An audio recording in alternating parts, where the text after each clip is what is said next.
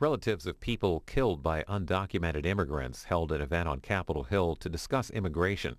White House Counselor Kellyanne Conway and House Majority Whip Steve Scalise, among others, delivered remarks during this nearly 3-hour event.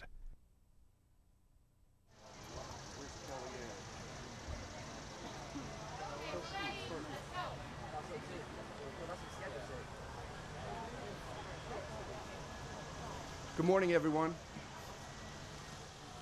If we can have your attention, please. My name is PJ Schrantz, and I'm emceeing this very, very important rally. We're going to start the rally with a prayer, an opening prayer, and it's going to be spoken by Misty Scooby. Misty has a Marine. She's a mother of 10, okay, which is perfectly fitting. She has a Marine, someone serving in the Army. Her mom, Elaine Hackett, a dear friend of mine, is grandmom, mom of Misty's, and a genuine great mom. If we could, Misty, if we could open with prayer. Thank you.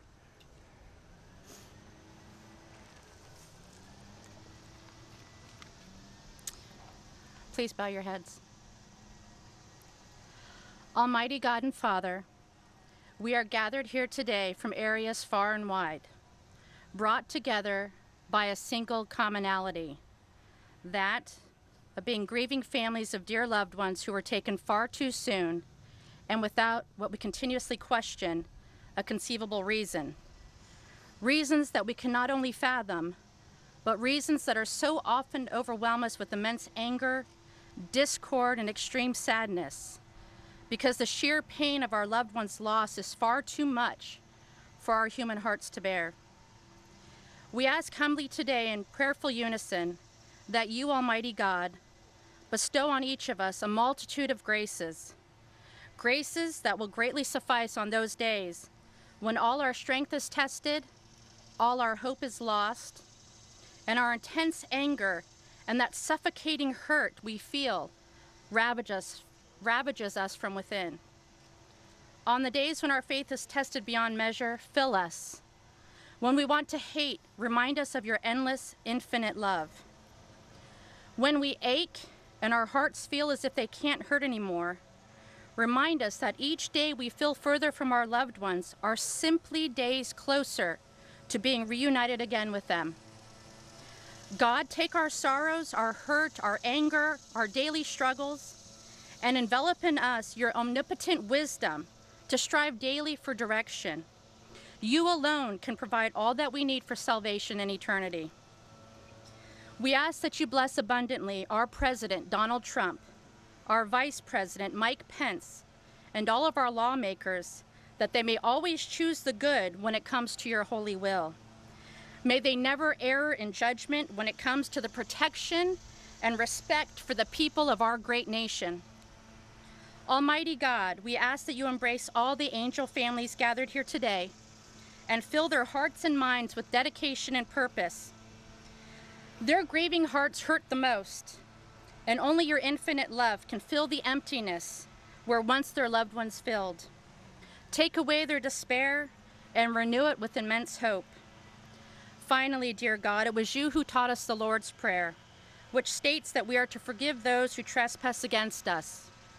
We ask that you give us the graces to mend our unforgiving hearts. In God's name we pray. Amen. Amen. Misty, great job. Thank you. Great job. Thank you. Thank you, Misty. Thank you very much. We're going to have the national anthem performed by Christy Gibson right now. Christy? Please stand and join me in singing our national anthem.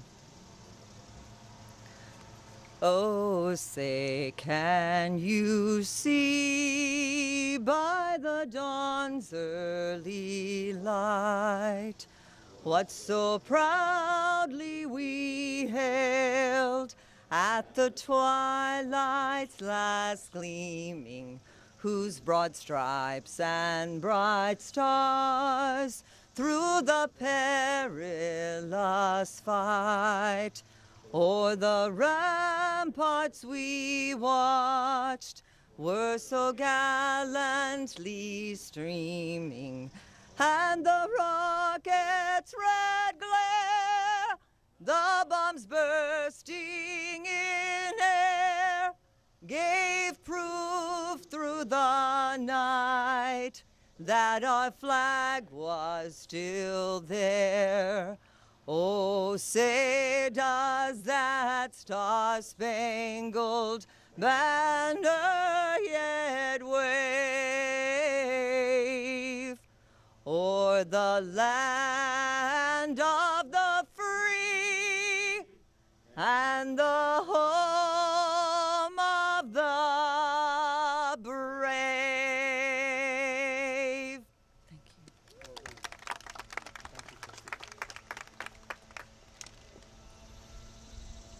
I'd like to welcome all the Angel families and all the attendees today.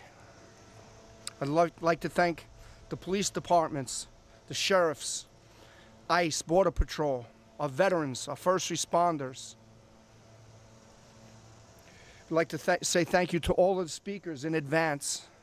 We have an A-list of speakers, passionate speakers, speakers that take action.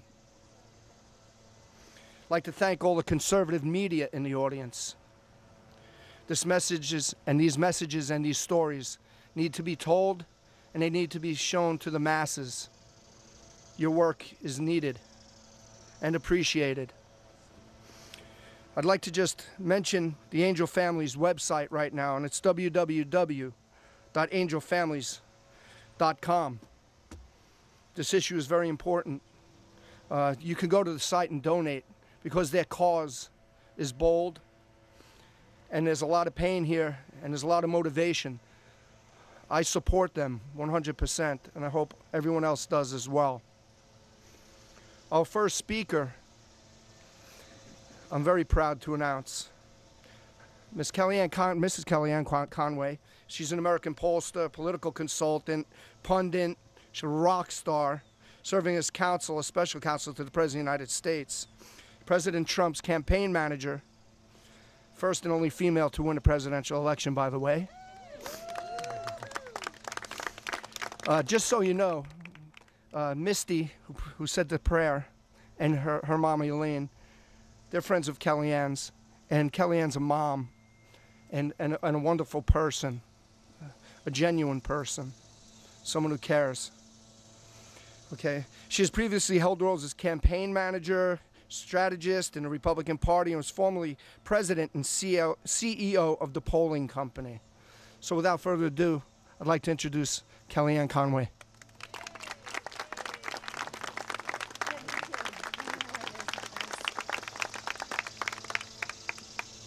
Thank you so very much for that warm introduction, and thank you all for being here today and for your enduring commitment to keeping alive the memories of those we have lost to violence, and so that your pain will never be in vain, for channeling that grief into very personal resolve.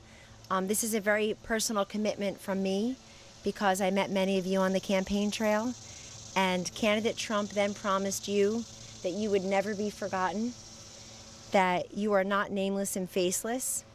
I've seen you in media reports be put in quotes, so-called angel moms, so-called angel dads, so-called. You're not so-called. You're real, you're here, you're present. I'd like you to stand so we can see who you are, if you feel comfortable doing that. Thank you. Thank you very much for being here.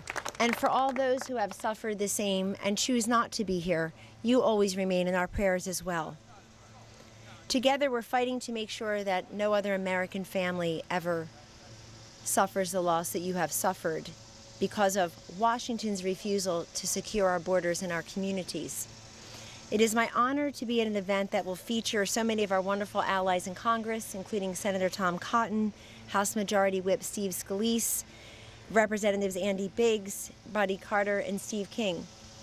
I am also proud to be here with many of those who have stood watch and truly deserve the titles brave and courageous. those including Tim Foley of the Arizona Border Recon, Sheriff Marc Lamb, Sheriff Joe Arpaio. Oh, somebody has a phone call. That's all right. But most of all, on behalf of President Trump and our administration, it's my honor, really, to stand by our angel families, literally stand with you today. President Trump will always stand by you and will never, ever forget you and the attention that you are trying to bring to these issues. Each and every one of you has incredible strength, and I truly admire that, and an unwavering devotion to remember your loved ones and tell the world what happened to them. You have faced pain and heartache of being permanently separated from your loved ones, but you didn't let that pain defeat you. You honor their memories every time you courageously tell your stories, and you will not be silenced, and we will make sure you're not silenced. The crimes committed against them are stories many in the media refuse to hear. Maybe they'll listen today, they're here. And many of the left-wing politicians otherwise so happy to preen in front of the cameras, but refuse to give you the same dignity. You will never be silenced, and your loved ones will never be forgotten. Here is the truth. Open borders lead to massive crime, and massive crime that is totally avoidable. So this administration continues to try to abolish ISIS, and now we have this new movement to try to abolish ICE. Think of how backward and ridiculous and outrageous and un-American that truly is. Over the last year, the interior of our country has witnessed our brave men and women of ICE arrest over 127,000 criminal aliens, including those charged or convicted of 80,000 DUIs, 12,000 sex crimes, and 1,800 homicides. Open borders also allow poison to come into our country. Around 93% of the heroin consumed in this country is grown in Mexico and smuggled across our southern border. This heroin is fueling a crisis of addiction that is killing our people and destroying our communities. The estimated cost of this death and destruction is over $200 billion each year. A wall built across our southern border will pay for itself many times over just by stopping a fraction of the illegal drug trade that is killing tens of thousands of Americans each year. Advocates of open borders know that these numbers just don't add up, especially as the crime and drugs start to seep into our more privileged communities, many of which they represent. Only 10 miles from where we stand right now, a place I used to live for many years, Fairfax County, Virginia, by some accounts, the third wealthiest county in our country. Gangs like MS-13 are growing and exploiting unaccompanied immigrant minors at such a clip that the Fairfax County Chief of Police said the, quote, gang issue is out of control. Homicides are up, assaults are up, drug use is up. Victims the age of high school students are being stabbed, mutilated, and buried in shallow graves next to middle school. All of these crimes are 100% preventable and would happen less if the politicians behind me would do their jobs and bring safety and security to this nation. The American people, all of you, your loved ones, now gone, are entitled to safe schools, safe streets, safe communities. Every American mother deserves to send her child off to school knowing that that child will come home the same day safely. Every American mom and dad deserves to have their kids drive on roads that are free from drunk drivers, to walk in their own neighborhoods without fear. We now have a president, finally, that shares your priorities, to whom you are not invisible, and to whom you matter deeply. Senator Dianne Feinstein of California recently authored open border legislation that would encourage child trafficking and effectively prevent us from arresting illegal aliens caught within 100 miles of the border.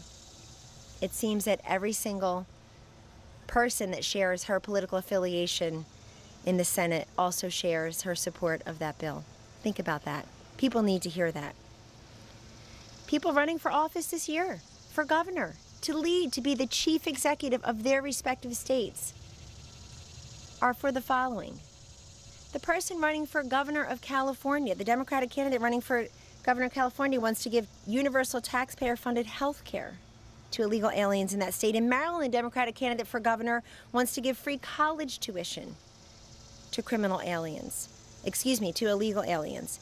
And in Florida, the Democratic candidate for governor wants to abolish ICE enforcement altogether. People need to know this.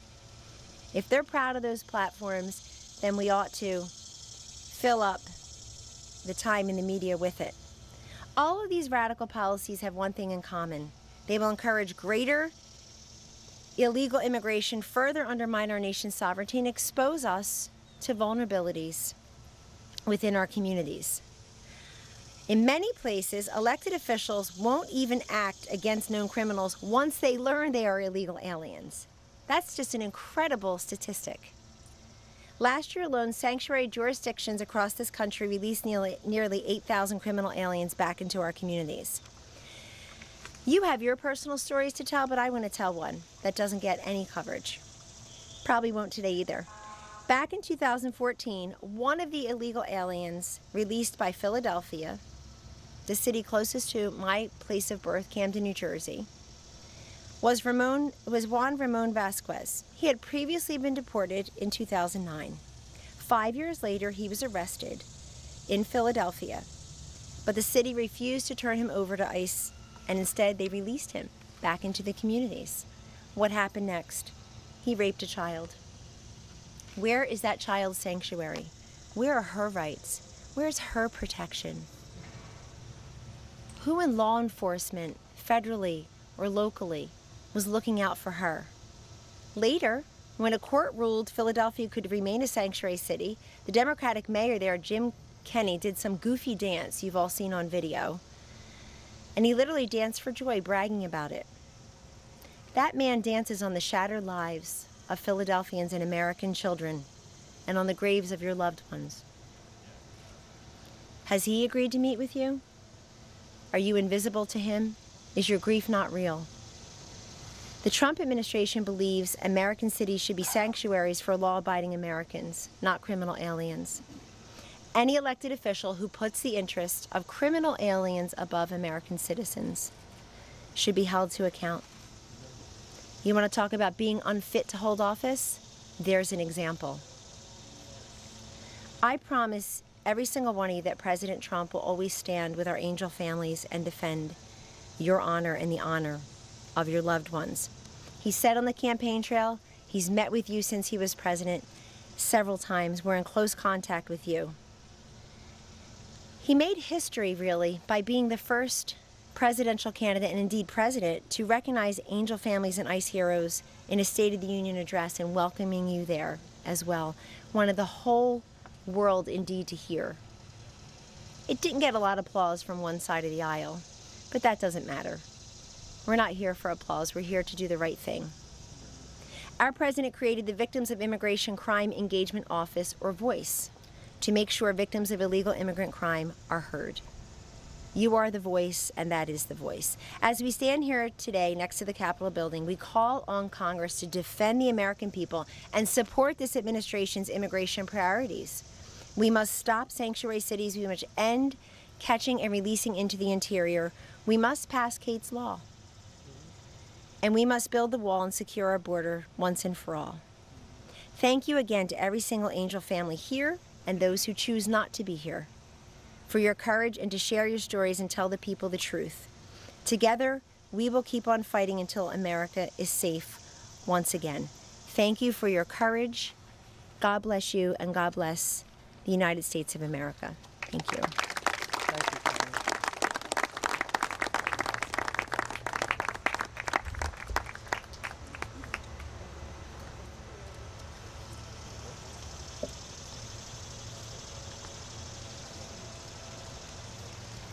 Thank you very much, Kellyanne.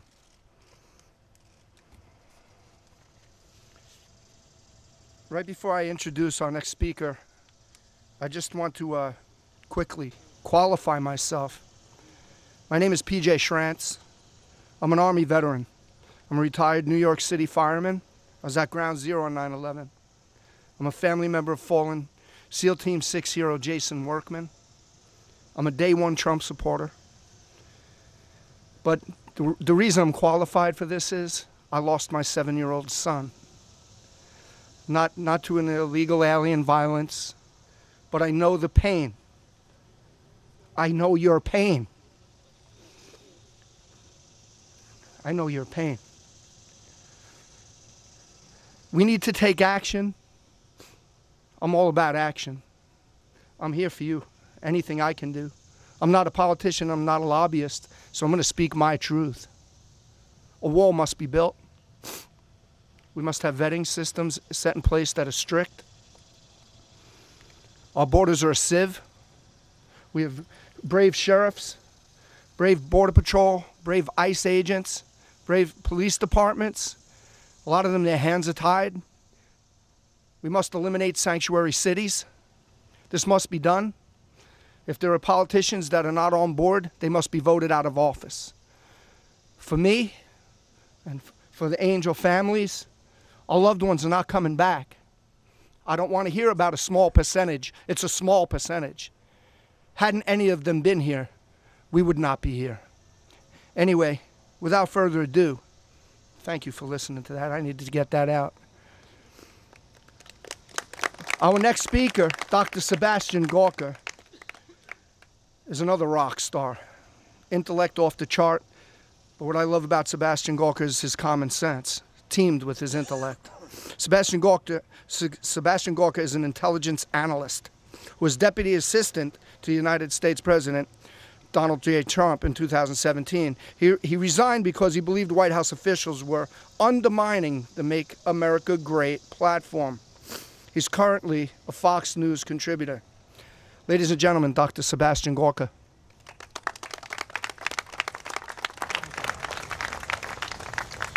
Good morning, ladies and gentlemen. It's a distinct honor for me to be here today to address you. I really cannot add anything truly substantive to the grief and to the message that you see borne witness to here and to the concrete examples that you just heard from Kellyanne. So I'll just take a very short amount of your time to perhaps give a slightly different perspective from me, because I'm a legal immigrant to the United States. I chose this country, and perhaps that gives me a specific perspective on the nature of this issue, on the wall and on reforming immigration. And then secondly, I'd like to talk to you about the man I worked for, Donald Trump, and his dedication to this issue that has brought us here today. So very firstly, we need to understand what happened in the election of November 2016. On the one hand, we had an outsider, a total outsider, who owed nothing to this swamp. He didn't know anything to the establishment on left and right, and that in part is why he won. On the other hand, we had a representative of an ideology who stated, and this is now out there, the transcript has been leaked, Hillary Clinton said in a speech to bankers that her vision as candidate for the highest office in the land, her vision is for a borderless hemisphere, meaning no borders from Canada all the way down to South America. If we have no borders in our hemisphere, then the word America ceases to have meaning. There is no America left. We are a nation of tradition, of culture, of values, of founding principles. If we have no borders, we cease to exist. So that was the stakes of the election. And thanks to the good Lord, the right candidate won. Now, my perspective as a legal immigrant is a very simple one. And I know the liberals and the radicals will not agree, but that's okay. Nobody has a right to be an American. I'm sorry, you don't. The idea that if they wanted to, 7 million people could come here, walk across the border illegally, and then suddenly, by magic, they become Americans, wrong. Wrong.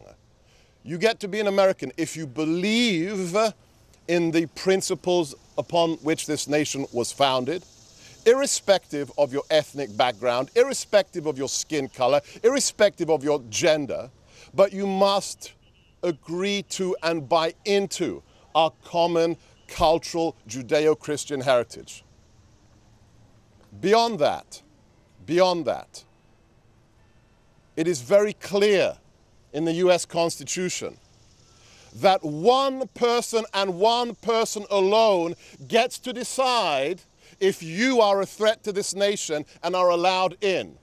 And it's not the Supreme Court, it's not the Democrat Party in opposition, it's not a judge in Hawaii.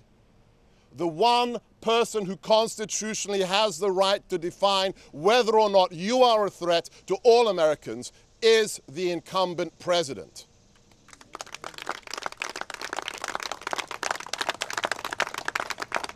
And that is why, despite all the garbage fake news about the totalitarian and despotic tendencies of the current president, we began on the first weekend of the administration, myself, Kellyanne, defending the travel ban. When it was challenged legally, we went through all the required processes until what? Until the highest court in the land agreed. The president decides if you are a threat, and it is his prerogative and his right alone. What do you need to know about that man?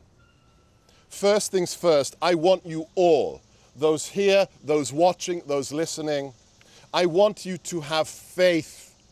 Have faith. Stand tall. Never give up. Why? Because Donald J. Trump will never give up and he will never betray you. Let me share with you an example of this man's intestinal fortitude, his moral courage, which doesn't have to do with the border, but it has to do with principle.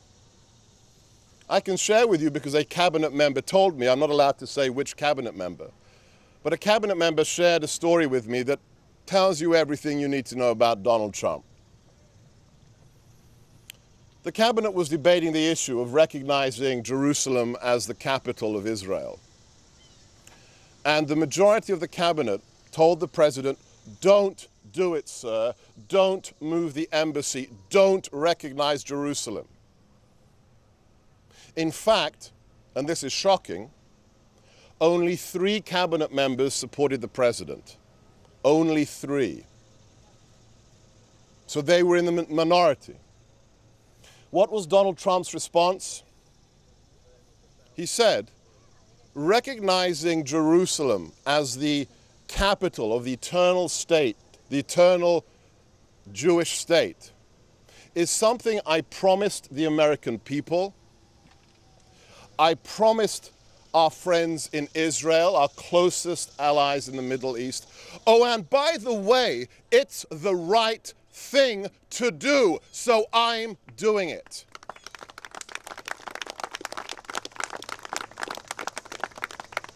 He knows that building the wall is the right thing to do. Reforming our utterly decrepit and bankrupt immigration system is the right thing to do. The idea, just 2 examples, the idea that when you apply for a visa to come to America, the Obama administration forbade the State Department from looking at your social media posts because that was personal information. I mean, that's insanity. That's not even an SNL skit. It's suicide. Your Facebook postings are not private. They're a door into your mind, into what you believe in. And that is how 2 people entered the United States legally and then proceeded to kill their 14 co-workers at a Christmas party in San Bernardino. Because that woman's social book postings were not looked at before she applied for a visa, and so we had a jihadi attack at a Christmas party. Likewise, the idea of catch and release, that we can have individuals who are arrested, convicted 5, 6, 7 times and then allowed into our communities, is likewise national suicide. And that is why these policies are being changed and will be changed. So lastly, I have no right to demand this, but I will tell you what I will do. I'm a Christian, but I don't have it in my heart to forgive these people. I'm not that great a man. But I also will never forget the names of these individuals, whether it's Molly Tibbetts, whether it's Kate Steinle. You choose whether you forgive, but we must never forget, and we will never give up. Likewise, Donald J. Trump will never give up on you, because this is a house. America is a home. And when you go to sleep at night, you lock the front door, not because you hate everything outside your home, but because you wish to protect your loved ones inside your home. The border is our front door, and Donald Trump is the only person who gets to hold the key. We will secure this home. We will not have sanctuaries for illegal criminals. We will have one sanctuary for all Americans and those who believe in America. God bless you and thank you.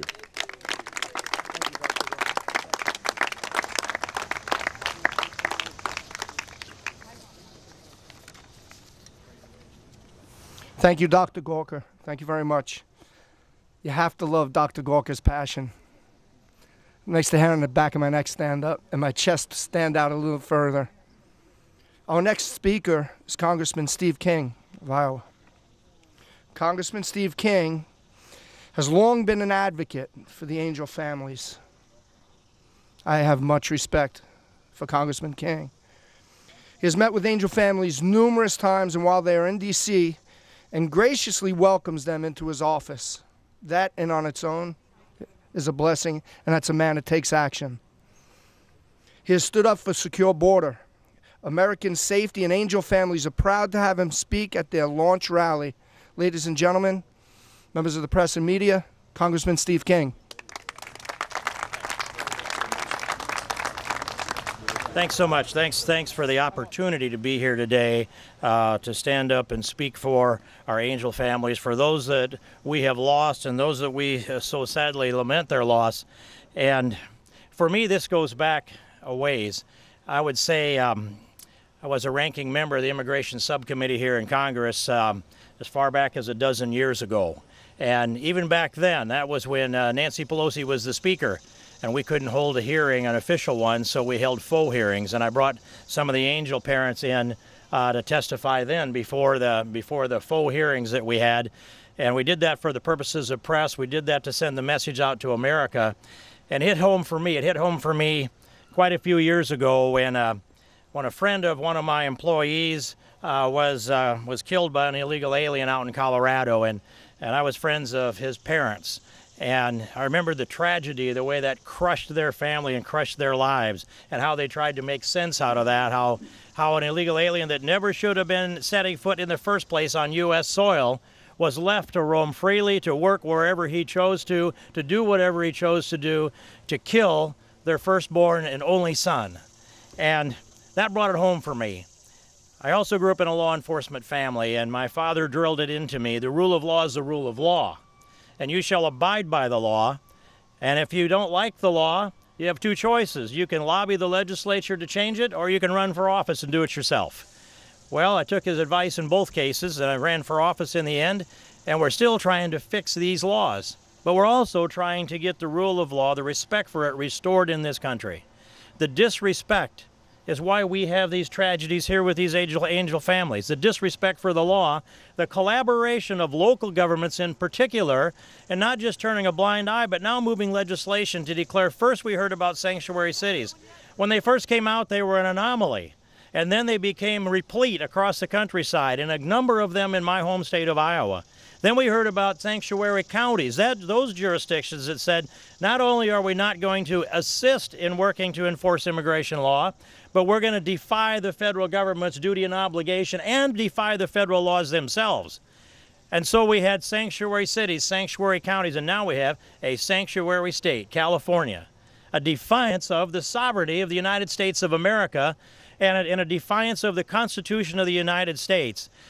And when a detainer goes out, when ICE wants to put a hold on someone who's been picked up by local law enforcement, and they say, we're not going to honor that detainer, even though it is law. This Congress granted the authority to the Department of Homeland Security to write the rules on how they might establish the detainer. We granted that authority to DHS, and they defy it anyway.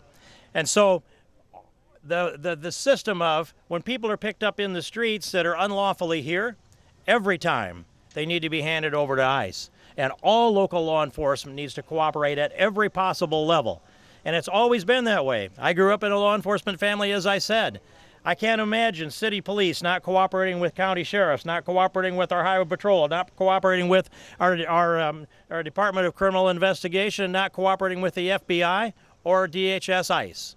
That chain of cooperation has been why we've had respect for the rule of law in America. We expect the law is going to be enforced. We expect all of these brave men and women that put on a uniform every day, risk their lives for us, to work and cooperate with each other without interference from some elected mayor or board of supervisors or governor and legislature that are undermining this rule of law. And the children that are of the angel parents that are here have been sacrificed on the altar of political correctness, cheap votes, and cheap labor. That's the price. And it's personal. I started out by telling you how it began to be personal for me. It's personal for me with a number of you here that I've gotten to know. And I know that Michelle knows, and I know that Maryanne knows, that I have a pretty good collection, and it's a sad thing to have a collection of the bracelets for their children that have been sacrificed, as I said. And they hang on the antlers in my man cave. And when I go down there in the morning for my time of meditation, I pray for you families. I pray for the souls of your children. And when I looked at the list of a number of these children that we are talking about here today, and their faces scrolled in front of me on a Twitter account, and it started out like this: Molly Tibbetts, Kate Steinle, Tessa Trenchett, Dominic Durden. When I saw just the first four names, I know the faces of their parents. This is personal. My jackets have been soaked with the tears of their parents, and I've shed tears for their parents. As I got down through that list, I realized I knew half of the parents on this list that was out. And that includes the parents of Sarah Root, who came to testify as well. And I'm going to talk about Scott, Sarah's father, who gave, I think, the most powerful testimony I've heard when he said, under testimony before the House Judiciary Committee, he said, an illegal alien killed our daughter. And he was bailed out of jail for less money than it took to bury her before we could have the funeral. And he left the country. He was out of the country before they could have the funeral. That's how bad this is. And so we have a whole series of things we need to do. Yes, build the wall. I've been for this wall for a long time. Last summer, we brought some immigration legislation to the floor of the House. These were all pieces of legislation that I authored. Kate's Law, we passed that in late June of last year. Sarah's Law, we passed that in late June of last year. We have the sanctuary city legislation that gives you standing to sue local government if they turn illegal alien criminals out on the street rather than turning them over to an ICE detainer. We passed that last summer too. All three of those bills passed the same day, and all of them are sitting on Mitch McConnell's desk right now waiting for action. We need to fund the wall. We need to pass this legislation. We need to get either mandatory E-Verify in place or the New IDEA Act, which brings the IRS in to enforce as well. And that's even better than New IDEA. But mostly we need these members of Congress to understand this is personal, it is human, it is tragic, it is foolish for a nation that should be planning its future and planning to have the very best combination of respect for the rule of law, a healthy economy, people that are safe in the streets, safe at school, comfortable in their homes, walking anywhere in America any time of the day or night, knowing that these gentlemen here and the folks that are with them are protecting us, and the people who look at them when they go down the street respect them and respect the rule of law. That's where America needs to go and where America needs to get. And we have to keep this message up. When you're here, every time you speak up, you make a difference. Your voice matters every time. Every prayer, every voice, every conversation, not just in front of the television cameras, not just in a radio interview, but those matter more, but even across the coffee table or across the backyard fence, at work, at play, at church, wherever you are, don't let them up for air. Let them know this is personal, it matters, and each of these children here that we lament and pray for, there are hundreds and hundreds of them that we don't recognize. The graveyards across America are dotted with the deaths of thousands who have been killed at the hands of illegal aliens in America. Thousands. And that's a terrible loss. And so I ask you all to speak up to our members of Congress, speak up again and give our president support that he deserves. Speak up here today. And I'm going to keep my voice up in front, and you know that. And I'm going to keep my prayers up for all of you. And I have the opportunity now to introduce Michelle Root, who is the mother of Sarah Root. And listen to these liberals who are just screeching obscenities. Michelle and then it's a Republican. is the mother of the most beautiful and intelligent, lovable young lady that any mother could ask for, a perfect 4.0 student at Bellevue University, just graduated the day before she was killed. And it breaks my heart to know this. When I saw that story, it crushed me just to see the story. Now you're going to hear from one of the most loving mothers there could possibly be, Michelle Root. Thank you so much.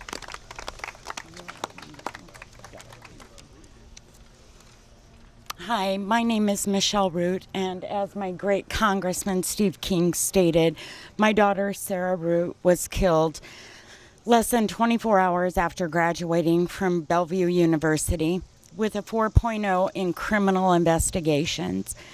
She was on her way home after celebrating with friends, stopped at a stoplight on 33rd and L in Omaha, Nebraska, where she was rear-ended by Edwin Mejia, a 19-year-old illegal alien who came over at age 16 unaccompanied.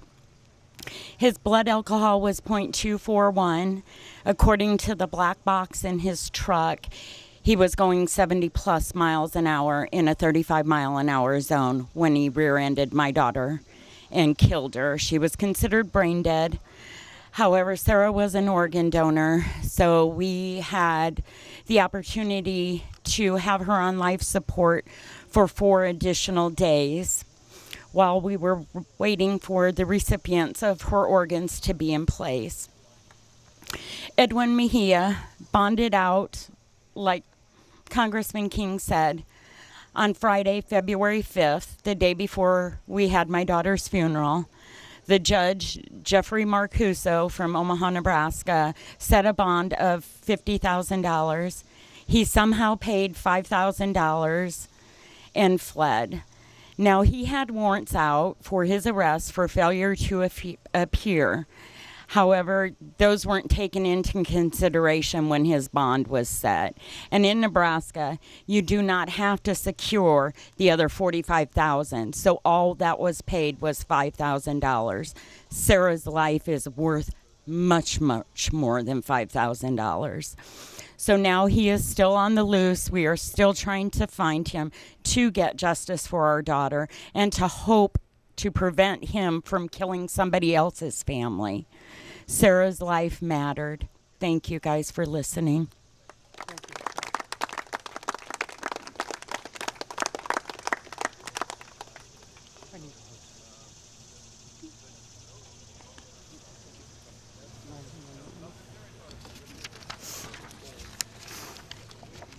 Before I introduce the next speaker, God's talking through me, so bear with me. It brought me back to when I was a New York City fireman. And I saw a lot of stuff, believe me. Saw a lot of stuff. And what you're hearing is real, okay? So if everyone that's watching on through those cameras, this is as real as life gets, okay? I was at Ground Zero on 9/11. It was horrible. But the worst thing I've ever seen as a fireman, we responded right outside my firehouse in Brooklyn, Sunset Park, 4th Avenue, 51st Street. My lieutenant came running in. There was an illegal alien mowed down. It was an 8-year-old girl and her 6-year-old brother were crossing the street. It was about 1 p.m., maybe 2. It was years ago, so the time is off. Anyway, an illegal alien, drunk, no driver's license, obviously, no insurance, hit the young girl, took her out of her brother's hand, dragged her underneath the car for a block, ended up outside our firehouse. We turned out, we flipped the car over. When I tell you this is real, this is real. What I saw that day was the most horrific thing I've ever seen. An 8-year-old girl, head twisted around, insides were outside of her body, a thin slick of blood, half a block long. I wrapped my turnout coat around her 6-year-old brother, and all he kept saying was, "I want to go in the ambulance with my sister." There was no ambulance. That was another child lost to an illegal alien. I just had to get that out, because what we're talking about is real. Okay, we live in the greatest country in the world, and we're a family. We need to protect our family. Our next speaker, Maryanne Mendoza of Arizona. She's co-founder of Angel Families, son of Sergeant Brandon Mendoza of Mesa, Arizona Police Department, who was killed by a repeat illegal alien, 3 times legal limit drunk and high on meth. In a head-on collision, her son was killed. On May 12th, 2014, my heart is out to you. Anyway, ladies and gentlemen, press and media, Maryanne Mendoza.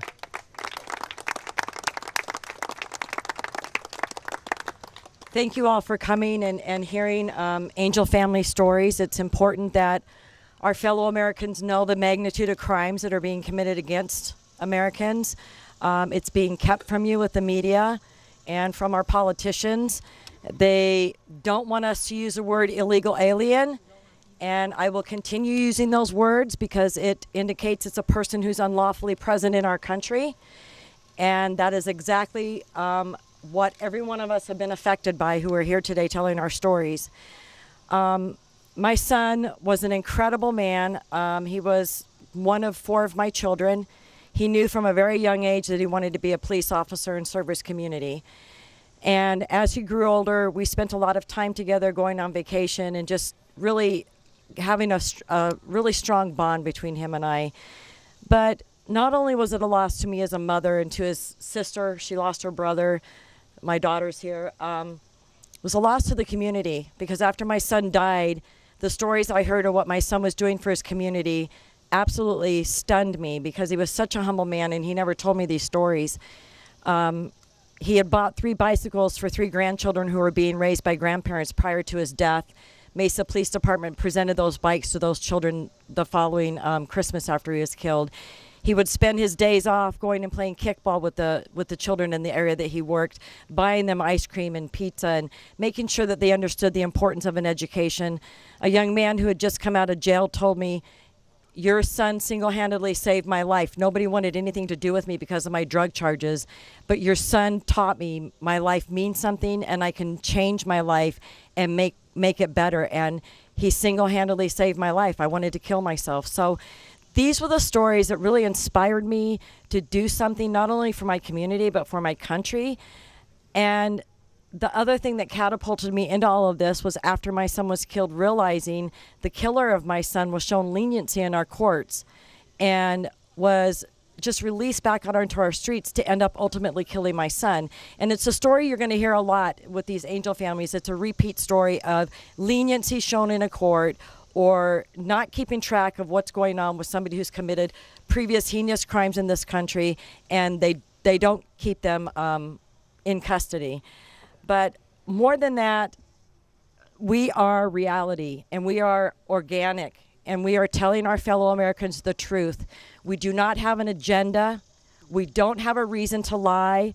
I'm not telling you I'm affiliated with either party. I am telling you as your fellow American that this is a problem. It's not a matter of if this is going to happen to you. It's when you are going to know somebody, a friend, a family member who's going to be affected by illegal crime in the future. It's inevitable. So, and I just want to end this saying, Brandon's life mattered, and this is why I'm doing this. And every one of my other Angel family friends here, all of your children mattered. And thank you to all the speakers who are here supporting us. It means the world to us. Thank you.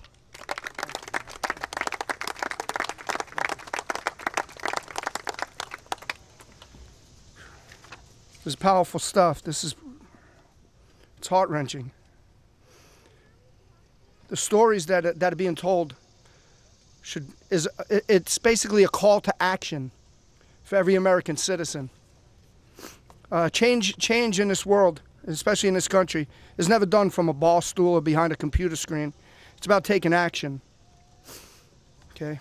Our next speaker, Congressman Buddy Carter of Georgia. Buddy is a representative of Georgia's 1st District. He's here to talk about legislation that he introduced called the Tax Identity Protection Act. It's very important legislation. I'm hoping everyone listens carefully. So without further ado, Congressman Buddy Carter of Georgia. Excuse me? Oh, he's not here. I'm sorry. Wasn't told. Excuse me. Okay. We have another Angel family member about to speak. That's Cindy Scalf, Tennessee. Daughter Shira was killed by a drunk illegal in Tennessee in a head-on collision, March 16, 2017.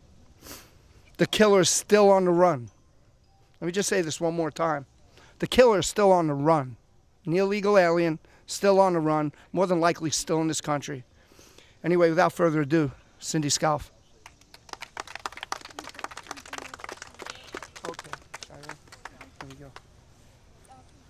My grandson wants to speak first, if that's okay. Sure. He was in the accident with my daughter. Wow. Make sure you lean into the microphones, okay? Okay. You got this.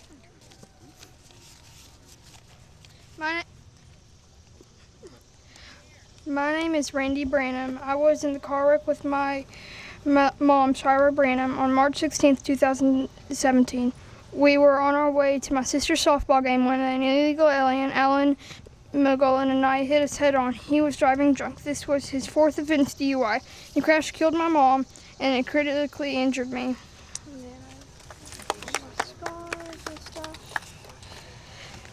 And the scar broke her fingers. He also critically injured 2 of his own children and his girlfriend's son. Unfortunately, our sheriff's department didn't think it was necessary to arrest him while he was in the hospital. He has been on the run since 3 charges of child abuse and neglect, aggravated assault on me, and vehicle homicide, where he killed my mom. He was also on probation for his 3rd offense DUI and out on bond for a deportation hearing. We need justice for my mom, Shira, and justice for all victims whose lives have been affected by illegal aliens. Thank you for your time. Have a good day. You did a great job. Great job. I want to get Cindy's application.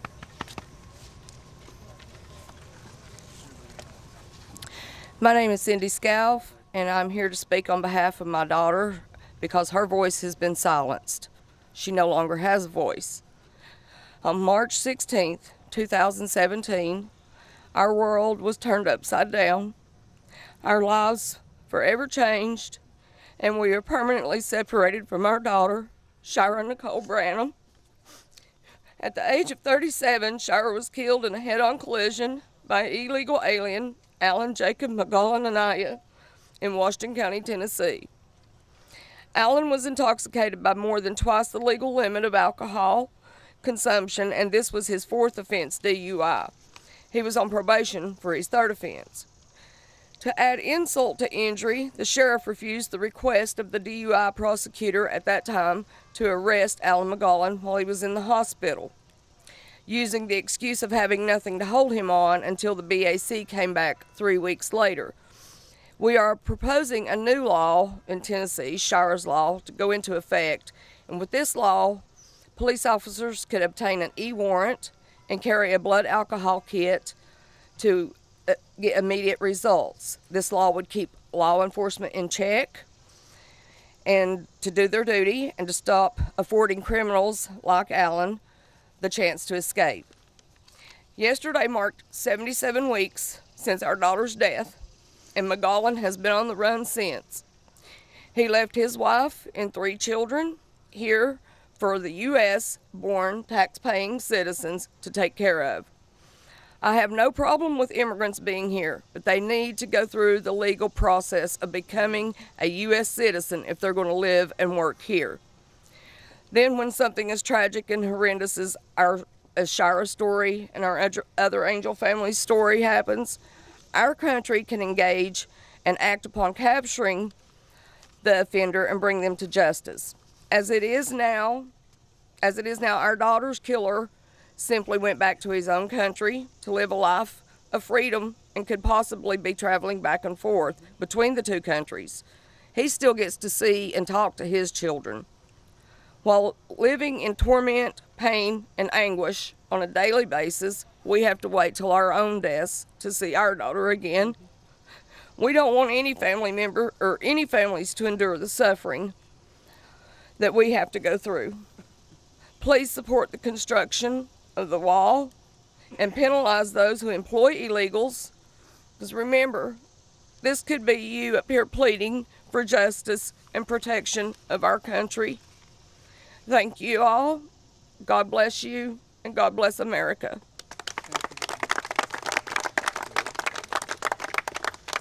Thank you for coming in.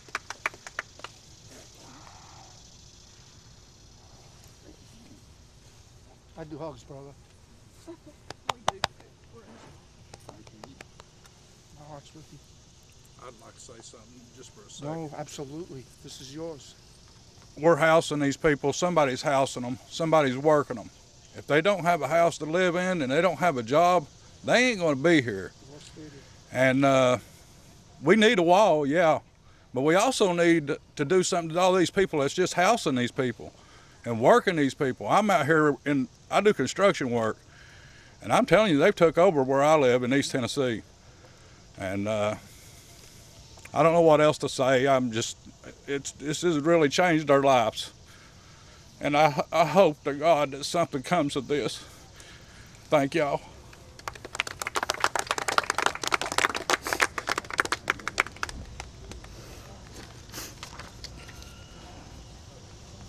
If these testimonies aren't getting to you, I'd go look in the soul mirror. Our next speaker, Tim Foley of Arizona. Tim is the founder of Arizona Border Recon, which I love that on its own merit. I do, brother. His mission with many men and women who volunteer their time in extremely hot desert southern Arizona. Lord knows that is hot. To provide intelligence to the public in matters relating to trafficking activities that originate from international border in Arizona.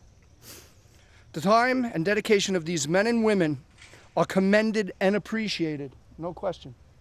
No question. Their information is invaluable in the fight to secure our borders which need to be secure, 100% secure. Angel families are honored to have him, and we want to hear him to share his incredible information. With no further ado, Tim Foley, Arizona.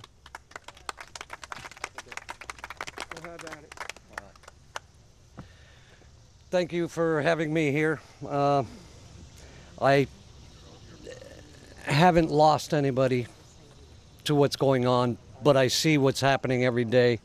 I had dinner last night with all the Angel moms, and it reinforced why we're down there. I started Arizona Border Recon 8 years ago.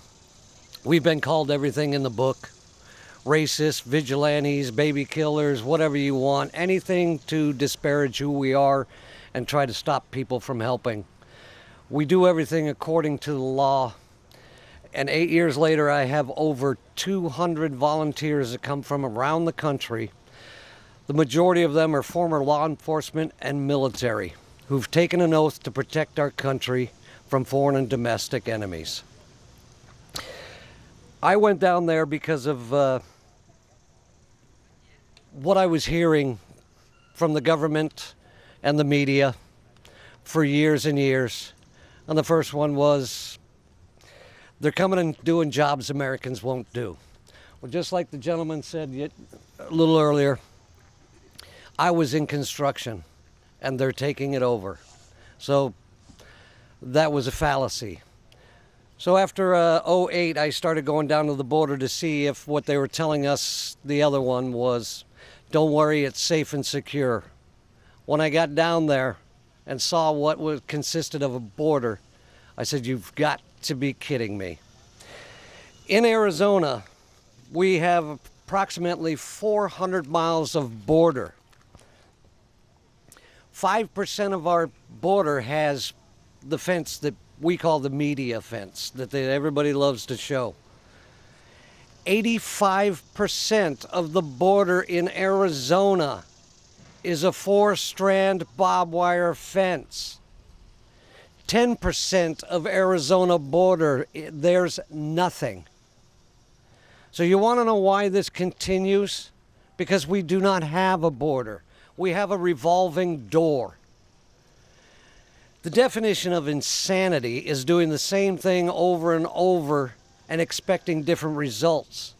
What's happening behind us in that building is the definition of insanity. These people,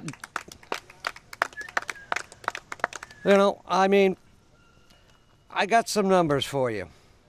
I usually wing it because I've been there so long, I know what's going on. In my area, we try to cover 400 square miles of the Arizona border. I have over 75 cartel scout locations inside of Arizona. On my cameras and with my own eyes, I see MS-13 coming. I see meth, heroin, fentanyl. I see Middle Eastern guys being escorted to the border by armed cartel. And you know you're somebody of importance when you can have 8 guys with AK-47s with 10 30-round magazines strapped to their chest escorting you to the border. I try to give away these videos to every government agency I can think of. But because I'm not part of the government, they don't want to listen. I live there 24/7. And I've walked over 2,000 miles of trails. I know how they do it, where they come, how they get in. But here's a couple of numbers for you. Between 2011 and 2017 in Texas alone, they picked up 217,000 criminal immigrants. Out of that, 173,000 of them were illegal immigrants that had criminal records. That between those committed over 600,000 crimes, which includes 12,000 homicides, 69,000 assaults, 6,200 sexual assaults, and it goes on. Right now, this year, we're averaging about 44,000 apprehensions a month on the southern border. We still have 2 months to go in the fiscal year. It's going to push us over 500,000 apprehensions, which is an increase of 57% from last year. So when you hear that, there's nothing but people coming for a better life, yeah, well, I'm sure that there's a few of them in there, but what we're seeing is, like I said, MS-13, cartel, gangbangers, guns, drugs, and, my question to the people in the building behind me is, the 3 agencies tasked with securing our border, DHS, ICE, and CBP. They have a combined budget of $51.1 billion a year, with over 280,000 employees. Now, with over 250,000 employees, with a 2,000-mile border and a budget of $51.1 billion, why can't you get it done? I'll even make you an offer. You give me that $51 billion, I guarantee you I shut that border within less than 90 days to everything and anything. You won't even get a bunny rabbit across that border. But, you know, it'll never happen because, remember, my organization is supposedly a racist organization, a vigilante. But what people don't know is in our organization, we have people that have immigrated to this country. I have a man from Uruguay who is now a U.S. citizen who comes out to help protect his new country. I have one from Ghana. I have a female from El Salvador. They all come out to help protect their new country. And that's what we have to do. Everybody talks about building a wall.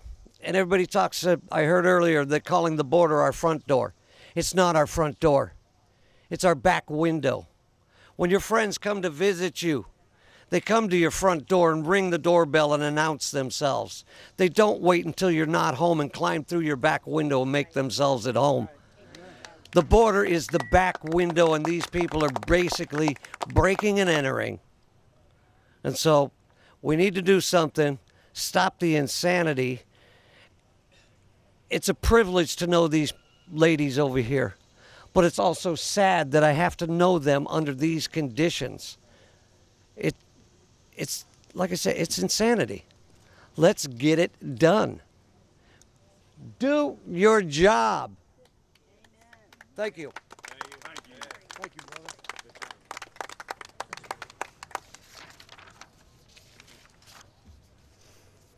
Okay. I'm pleased to announce that Congressman Buddy Carter from Georgia was able to make it. A little late, but he's an action guy. So that's much appreciated in my book. Could have not shown up. Busy man. It felt strongly enough to get here. So Buddy's a representative of Georgia's 1st District. He's here to talk about legislation that he's introduced called the Tax Identity Protection Act. So without further ado, Congressman Buddy Carter.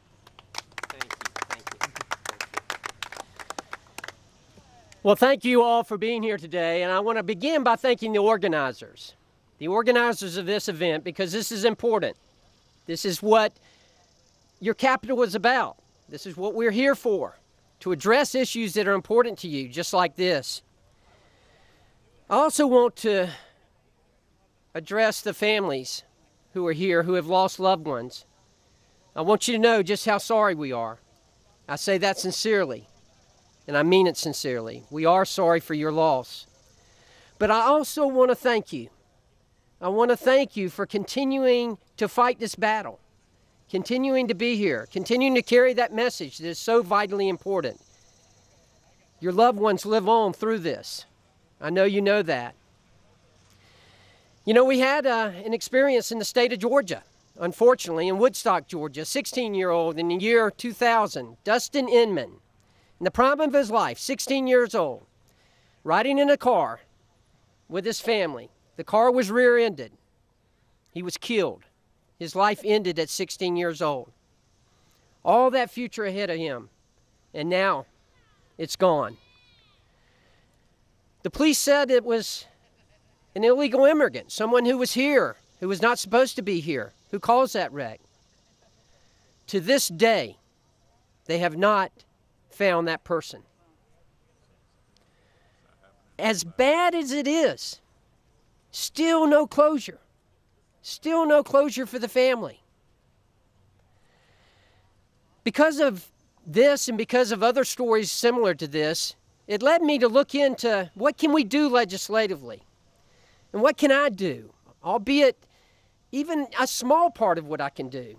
And what my staff and I found out is that the Inspector General for the Treasury Department discovered that there were up to 1.4 million illegal immigrants who had stolen Social Security numbers from American citizens here in America. And they were using those Social Security numbers. They were using it to pay taxes. They were using it to live here, to pretend like they were simply citizens here. They had stolen those numbers. Well, that's unacceptable. We approached the IRS about it. What are you doing about it? They acknowledge, yes, it's a problem. But we can't tell the difference between whether it's an illegal alien who has stolen this number or whether it's simply a mistake. That's what's so frustrating about Washington, D.C., the bureaucracy like that. So we decided to do something about it. And I introduced House Resolution 6333, the Tax Identity Protection Act, that will require the IRS to look at this, to develop formulas to where they can identify these people, where they can identify these stolen numbers. And they can do something instead of taking just a lackadaisical attitude that, oh, that's going to happen, and we don't know whether it's somebody who's stolen it or whether it's just a mistake. That's unacceptable. I know it's only a small thing. I know it's only a small part of it, but it takes small things, small parts, to make big parts. Ladies and gentlemen, we are a country of laws, and we have to follow those laws. And our departments, our agencies have to follow those laws. We're going to demand that the IRS do this, that they identify every last Social Security number that has been stolen, that's being used improperly, used illegally, that they identify those. H.R. 6333 will be part of that. Again, I want to thank the organizers here, but mostly I want to thank the family members. I want to thank you for carrying on, for continuing to believe in our country, continuing to believe in your family members. God bless you all. God bless America.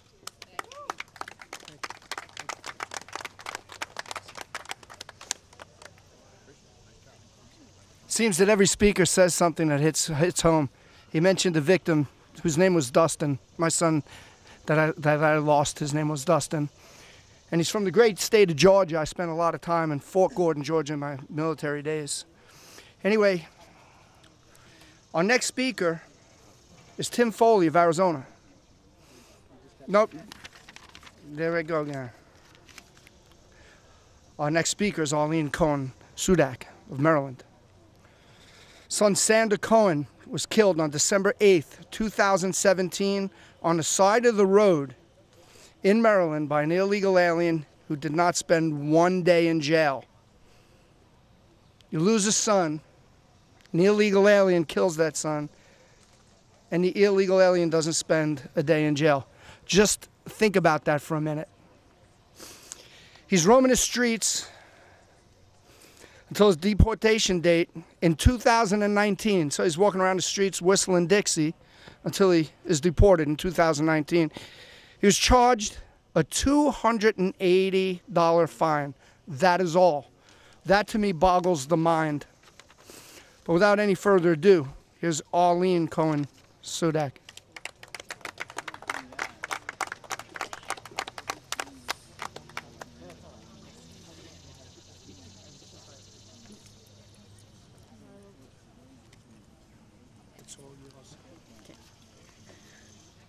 Hello and good afternoon.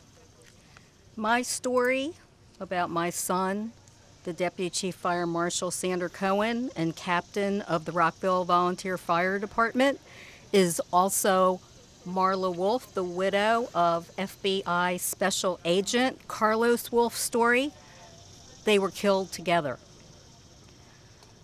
My son began his career in service to his fellow Americans when he was 15 years old. He joined Civil Air Patrol, where he received the first of many citations bestowed upon him in his short lifetime. All were serving the citizens of the great state of Maryland. When he was killed, he was only 33 years old. Sanders supervised 12 Maryland fire marshals in the Department of Maryland State Police and was the commander of the Northeast region of Maryland. As a fire captain, he was mentor to many and a friend to all. There were 1,600 more people at his funeral, a wonderful testament to the impact his dedication and humor made on all who knew him. Thank you.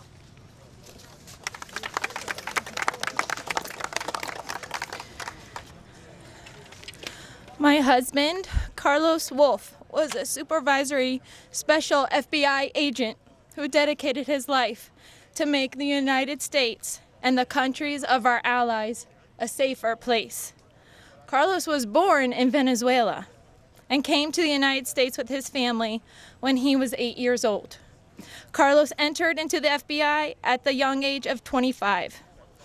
He would jokingly tell me that he worked hard so that I could sleep safely at night. Carlos loved his job and he worked very hard. Despite being so busy, he taught ESOL for many years because he wanted to help other Spanish families. He was loved by many, and I have received letters from around the world describing how Carlos's work saved lives and how his work directly and positively impacted other law enforcement agencies. On December 8th, 2017, my husband of 12 years and father of our 2 small children was killed by an illegal immigrant who had a long list of crimes previously committed. That fateful night of December 8th, Carlos was involved in a single vehicle crash. Arlene's son, Deputy Chief Fire Marshal Sander Cohen, came to Carlos's aid by stopping his personal vehicle to assist him.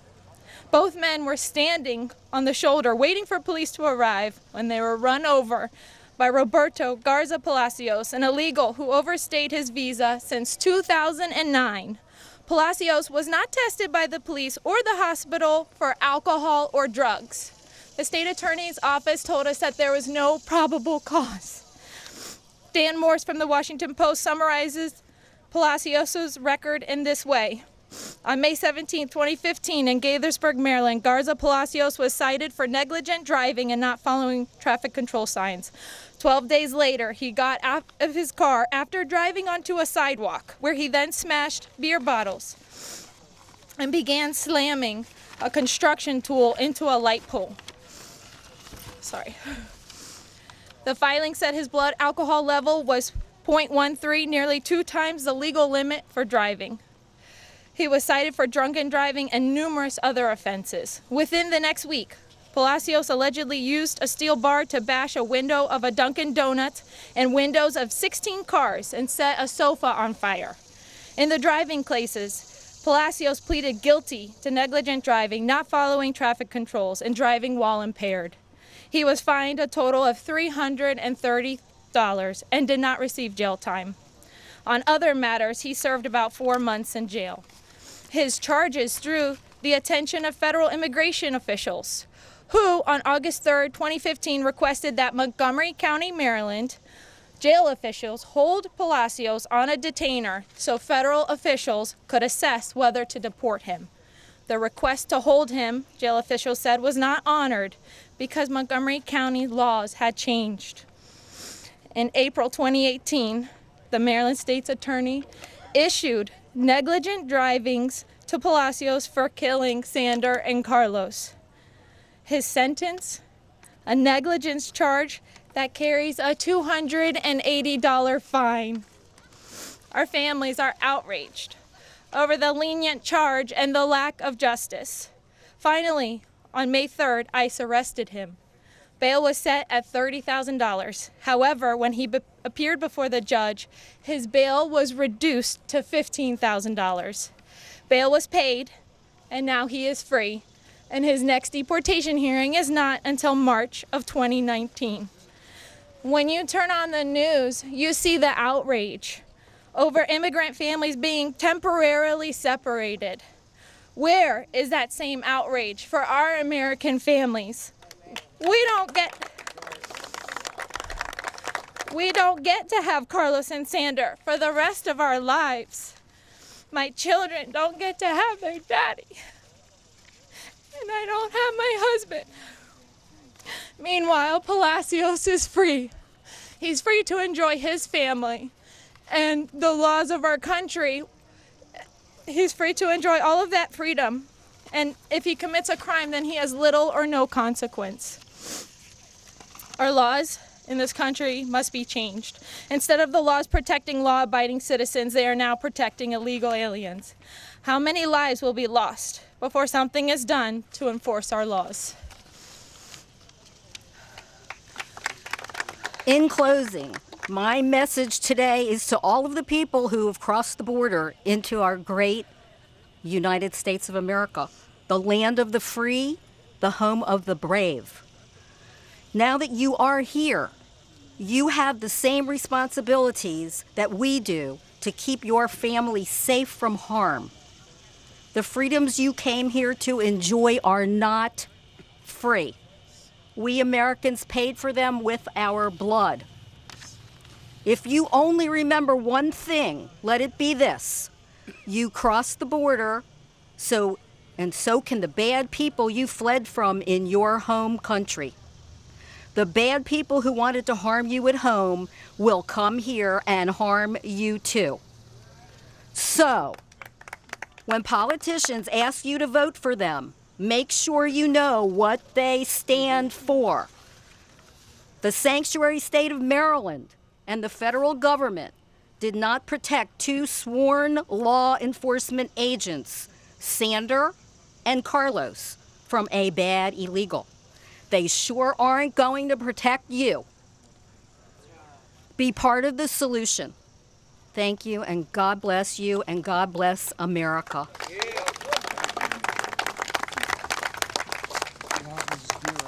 You're bold. You're bold. Stay bold. Stay bold. Thank you. Thank you so much for being here. Thank you. Of course. Anything I can do.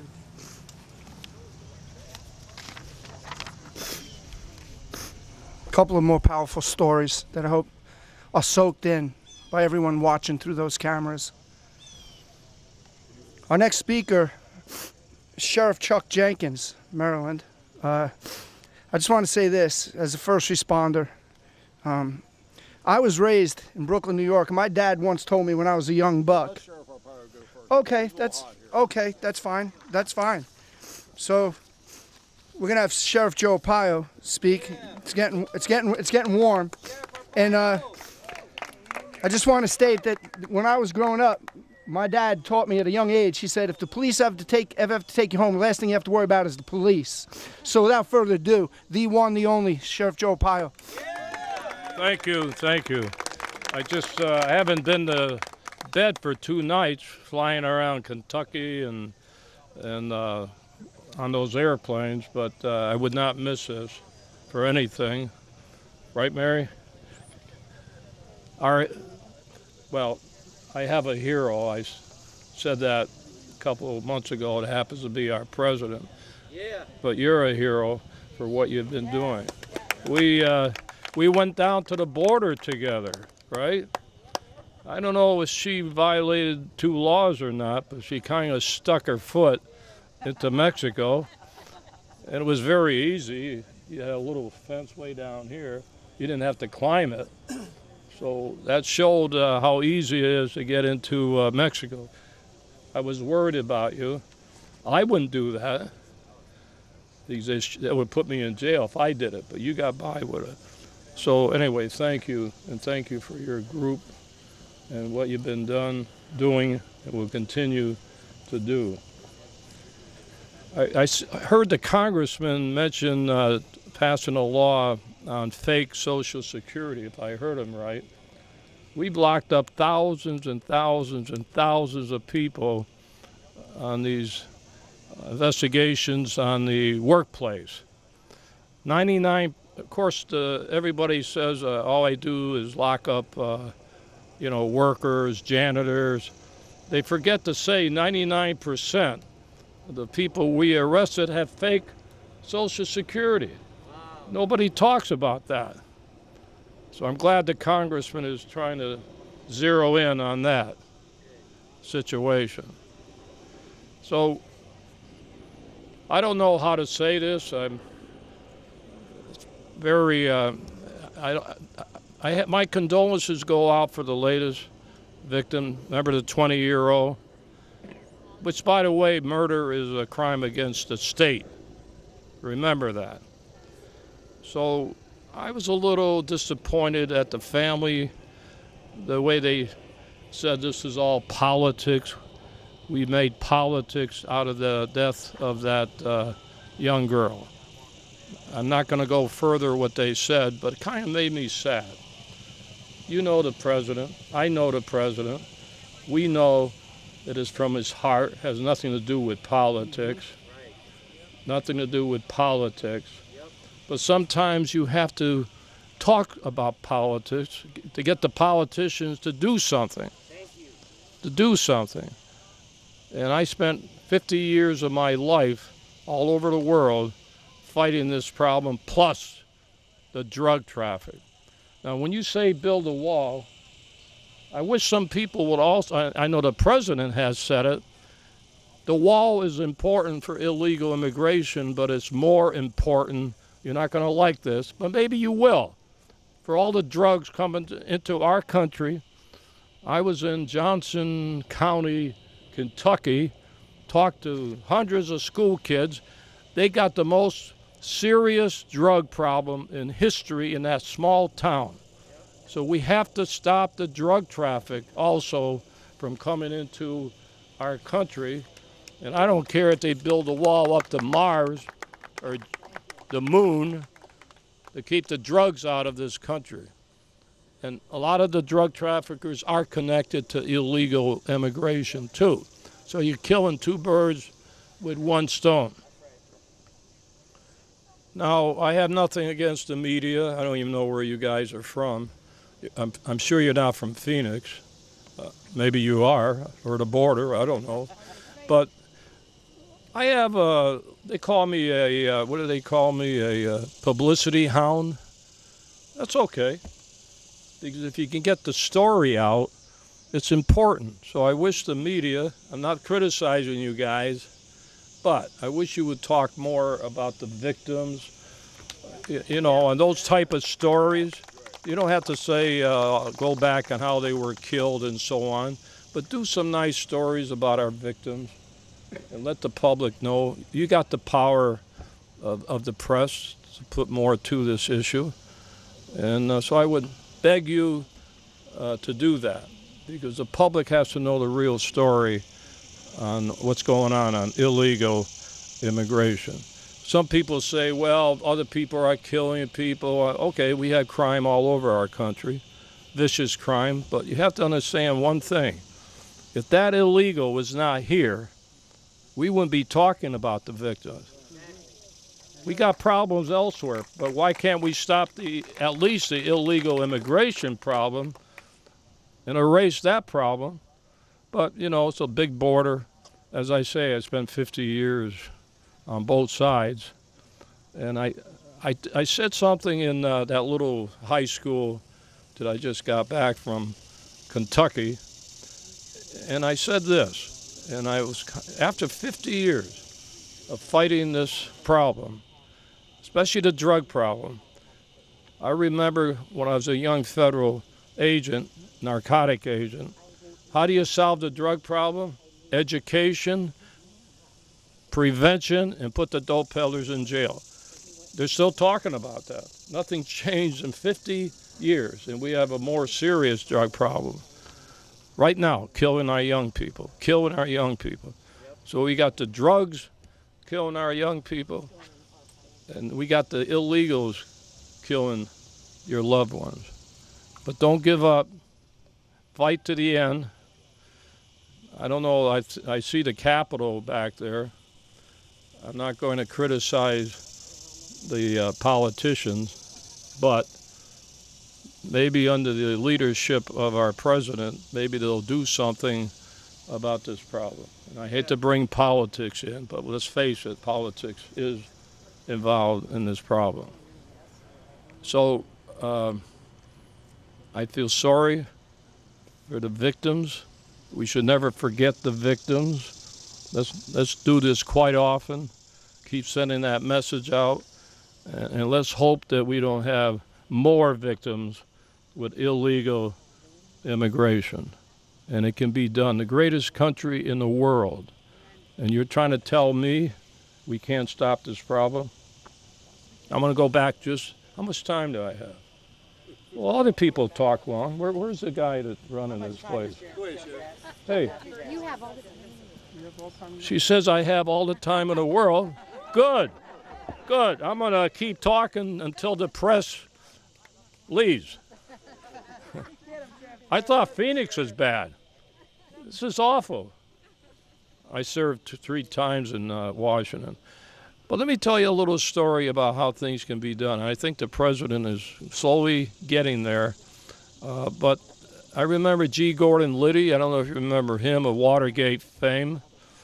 He and I ran an operation at the border called Intercept 1969.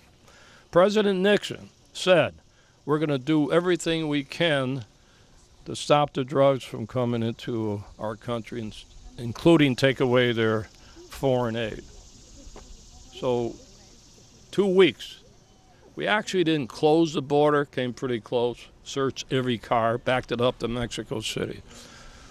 That sent a message. Mexico hated us. Just by chance, I took over as the director in Mexico and South America. How do I get the Mexicans on our side? Now, I love it when the president goes to see Putin and the Rocket Man and all that. I love it. You deal with your enemies. You go in the back room, light up a cigar. Well, he doesn't smoke. I don't know about what Putin does. So that's how you do it. So I had the Attorney General of Mexico over my house. And the first time he said he liked blueberry pie. So my wife of 61 years, I'm still eating blueberry pie, cooked blueberry pie for the Attorney General. And I was pretty sharp. I went to the PX and got some whiskey. So the point is, I got more done with whiskey and blueberry pie than the big stick. So that's how you do it. I see the president is trying to make some good with the new president, but you never surrender. So we have to do something in Mexico to stop them from putting drugs in our country. So once again, I'm going to talk about the media. You guys and gals are very important. Please start talking about the serious issue and the victims of illegal immigration. So, Maryanne, I want to thank you again for your courage, and you avoided being arrested. Maybe they got a warrant for you anyway. I don't know, but I'm not a sheriff anymore. I can't do anything for you. But thank you. Thank you. Thank you. Sheriff Joe, thank you so much. Thank you. Thank you. Thank you so much. No, it's right.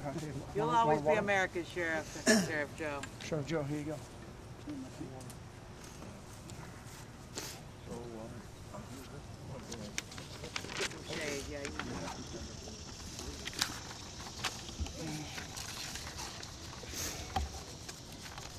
Okay. We have a slight change in schedule here. I'm gonna call up another Angel family member, Marla Wolf, Maryland. Oh no, that was Carlos, right? Okay. Well, okay. What we're gonna do is, well, as the microphones disappear, I'm gonna introduce Sheriff Chuck Jenkins of Maryland, a 3-term Republican sheriff from Frederick County, Maryland. It's okay. It's okay. Over 28 years in law enforcement. Most of his career was spent investigating crimes against persons, including homicide, rape, and child sexual abuse. He's known as the People's Sheriff. Ranked by Fox News as one of the top 10 toughest sheriffs on illegal immigration. Thank you for that, Sheriff Jenkins. And Sheriff Jenkins, and it was only second to Sheriff Joe Arpaio, so we're in good presence here. Anyway, without further ado, Sheriff Chuck Jenkins. Thank you, Sheriff. Good morning. That's why I let him go first. Thank you very much. Thank you so much for your service. Good morning. I'm Frederick County Sheriff Chuck Jenkins, Sheriff just 50 miles from this spot, and we are not a sanctuary county. First of all, I want to extend my sincere condolences to all the Angel families for your losses. I hope all of America is listening today. It's an honor for me to be here and speak on your behalf and to say just a few words about what I think is the impact of illegal immigration on America, every community, every county, simply because of the failures right here. And we have a term for that in the legal world. It's called deliberate indifference. Deliberate indifference, remember that. So my point here today is the need to maintain law and order in a nation that's built on the rule of law. You know, I know it's a very personal occasion for you families, but this needs to be brought into the public eye as often as we can so we don't forget, because you all never forget. Most of you families probably never had the chance to say goodbye to your sons, your daughters, your siblings, your parents, whatever the case may be. And I think I speak here today for all the sheriffs who came to Washington over the past couple days to meet with lawmakers and the presidents to discuss some of these problems. All of America has been done a great injustice by not enforcing our immigration laws, allowing our wide open borders, and being forced as a nation to tolerate lawlessness of illegal immigration. This issue is really threatening the fundamental stability of our laws in a civil society. All these offenders who are criminals, who are in our country illegally, no matter where they're from, their ages, their reason for being here, they have broken into our house. They've invaded our sovereign nation, and we can't allow the invasion to continue.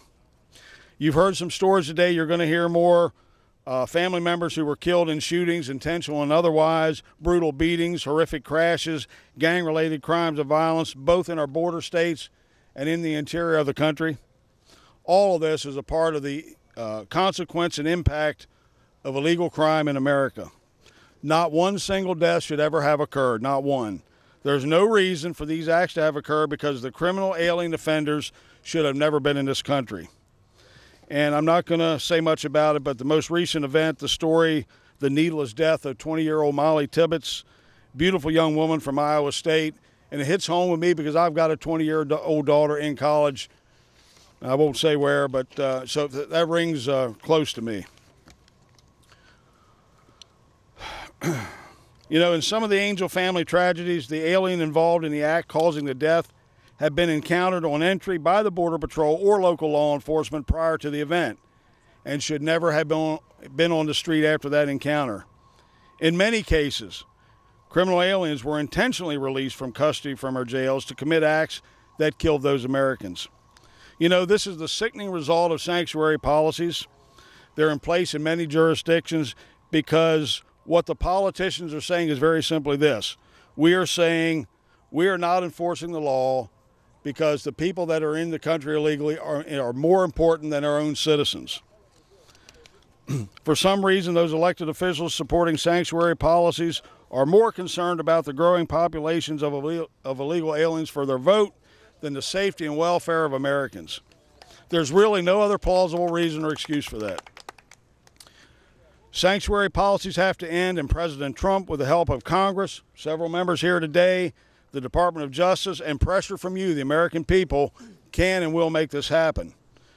After meeting at the White House roundtable just 2 days ago and President Trump's staff, I'm very confident we can make real progress on border security and interior enforcement. In addition to the families who have lost members, there's thousands of families every year in this country who are assaulted, raped, maimed, injured, involved in vehicle crashes, and otherwise victims of crimes, again, committed by people who don't belong in this country. More consequences of the tragic realities of illegal immigration in America. MS-13, other transnational criminal gangs have infiltrated our communities to commit violent crimes, both in the public sector, but the immigrant community and to other Americans. Neighboring Maryland counties, just minutes from this spot, are ground zero for a rapidly increasing MS-13 gangs and gang crime. This, again, the direct result of open borders, DACA, and simply not enforcing the law. Think about the 50,000 plus heroin opioid-related deaths in the United States last year. We can cite one of the causes, main causes, for a large percentage of these deaths as being the open borders and people crossing our borders transporting illegal drugs. Open borders have allowed the cartels to push through massive quantities of illegal drugs, criminal gang members, and humans being trafficked by criminals placed into servitude in our country in both prostitution and other legal enterprises. Folks, we are the only nation in the civilized world that does not enforce our own borders. The cartels are spreading death and violence undeterred by the law. Every single county, every single community in this nation is impacted by open borders and, in essence, becoming a border county. 10 years ago, I came down to Washington, I think, as a matter of fact, Congressman King's committee, and testified that the cost of doing nothing about illegal immigration would be enormous. Well, here we are today. We see that cost measured in human, emotional pain and suffering and human loss to American families. Local and state law enforcement deal every day with crimes committed by illegal aliens who have no right being in the United States. In the majority of the cases, hands of law enforcement are tied because of politics and the blatant refusal of local, city, county, and state governments to work with or cooperate whatsoever with ICE. I can make an argument every single day to you that working with ICE is no different than cooperating with the FBI, the ATF, U.S. Marshals, or any other federal law enforcement agency. At some point, and I say that point is right now, that we start to show real concern about the rights of Americans to be safe in your homes, your communities, and on our streets. Your rights absolutely, absolutely trump the rights of persons coming into this country illegally. It seems that Americans who are victims of illegal crime don't have rights, recourse, or due process. That's the real injustice here. Where is the equity for Americans? In Frederick County, Maryland, we have a great place to live with one of the lowest serious crime rates in the entire region. In neighboring counties just south of Frederick, we have transnational criminal gang crime is on the increase in large numbers. We don't have the sad misfortune of being home to an angel family. Is that fortune, is it fate, or in part due to the fact that we enforce our law in Frederick County and work closely with ICE and Homeland Security to protect our community?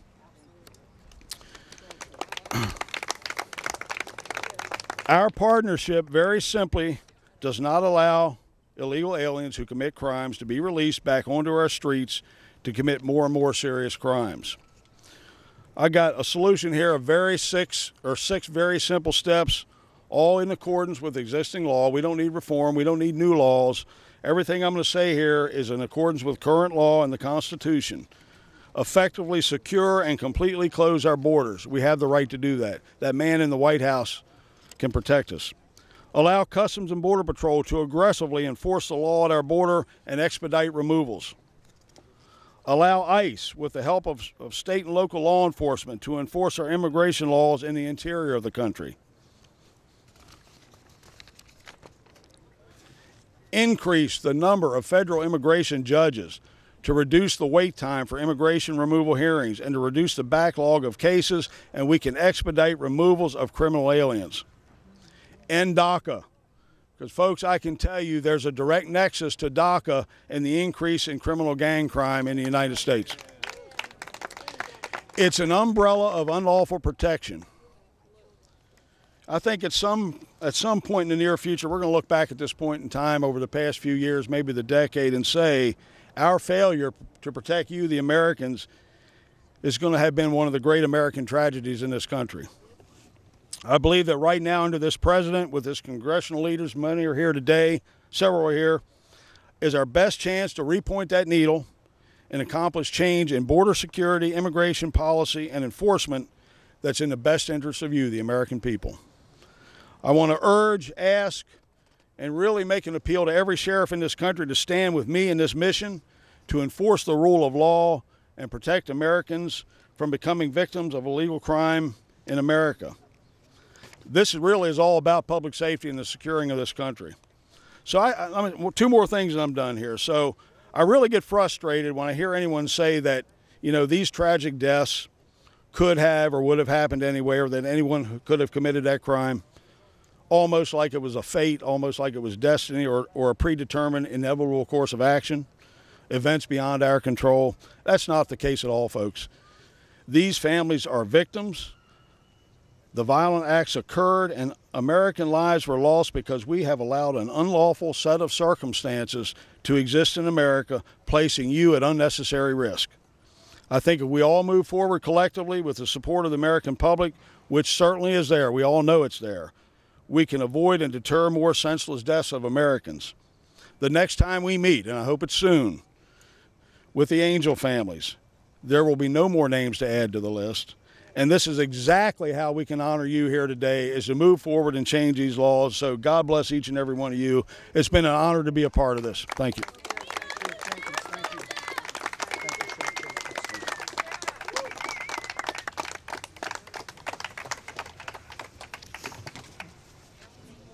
Okay.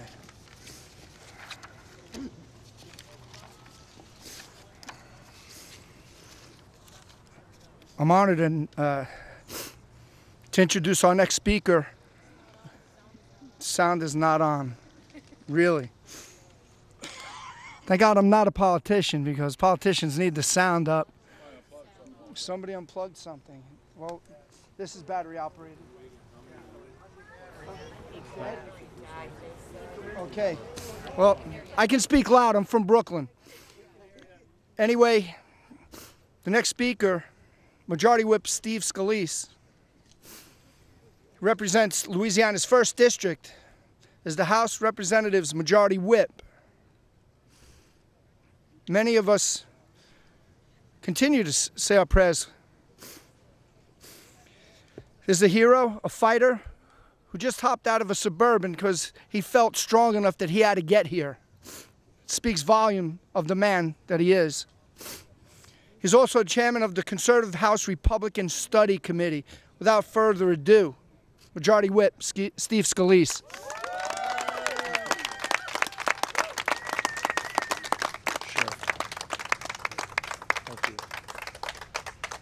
Well, thank you so much. Appreciate all of you for coming out and for what this whole gathering is about, what Angel families stand for.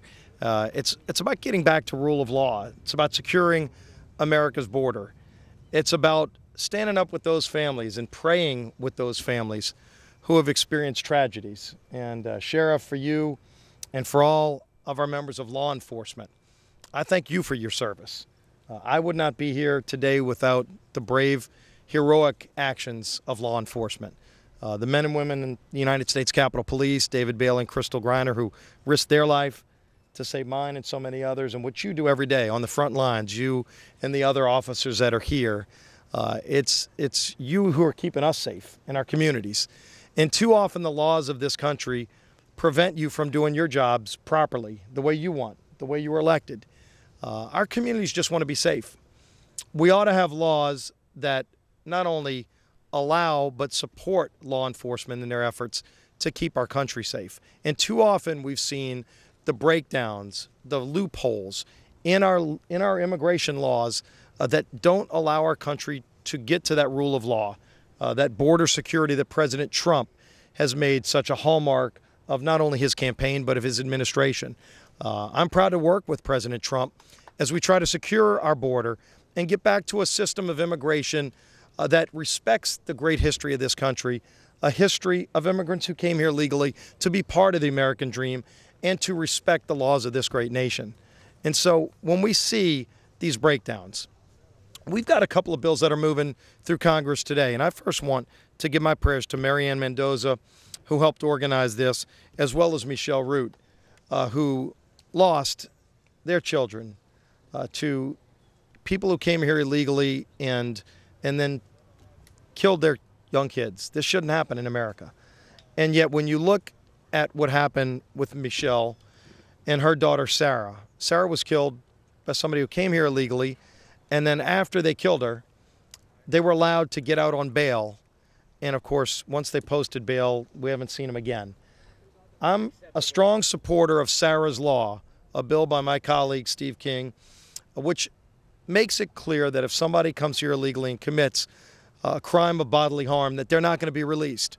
They're going to serve their time, and then they're going to be sent back to whatever country they came here illegally from, because America is about rule of law and about opportunity and about the American dream. People that want to come here and seek those same opportunities that so many generations before have been able to experience.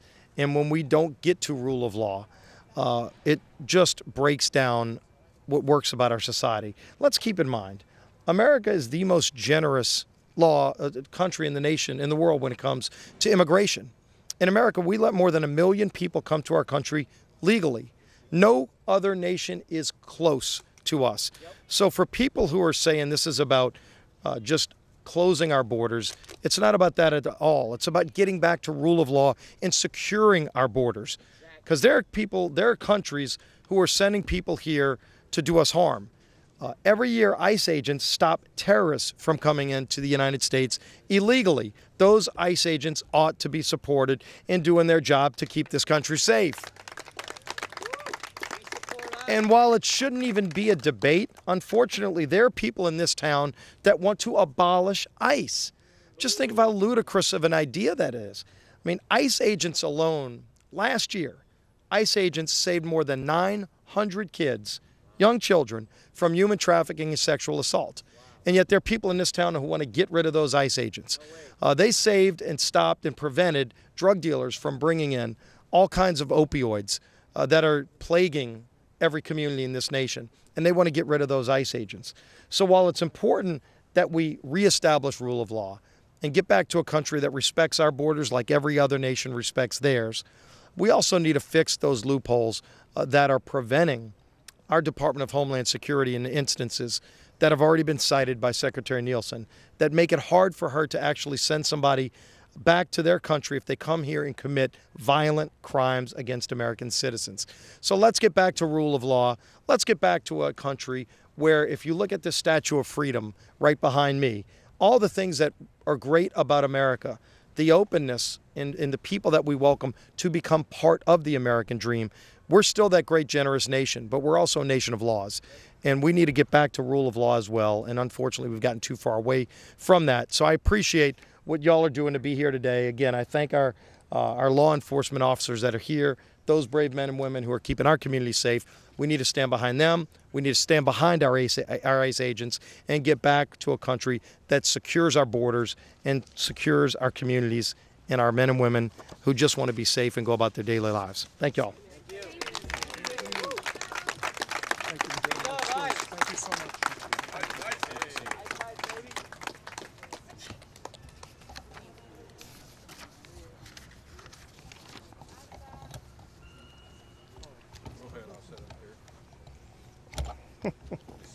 No worries, brother. Okay. Then there were 3 mics. Our next speaker, Sheriff Marc Lamb of Arizona. Marc is Sheriff of the Pinal County of Arizona. He has participated in DUI task force details and gang suppression. He's investigated multiple drive-by shootings, drug cases, assault and aggravated assault cases, and homicides. He was given the Award of Excellence from Arizona Gang Investigators Association. Without further ado, Sheriff Marc Lamb.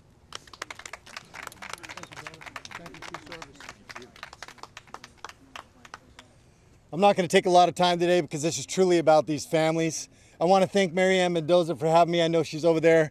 And I want to thank all the Angel families for having me speak today. It's truly an honor, and you truly are the heroes. I know we lost Sergeant Brandon Mendoza. He was a Mesa police officer, neighbor to our county, and that's always an impact when we lose a citizen, when we lose a police officer as well. So this is about you today.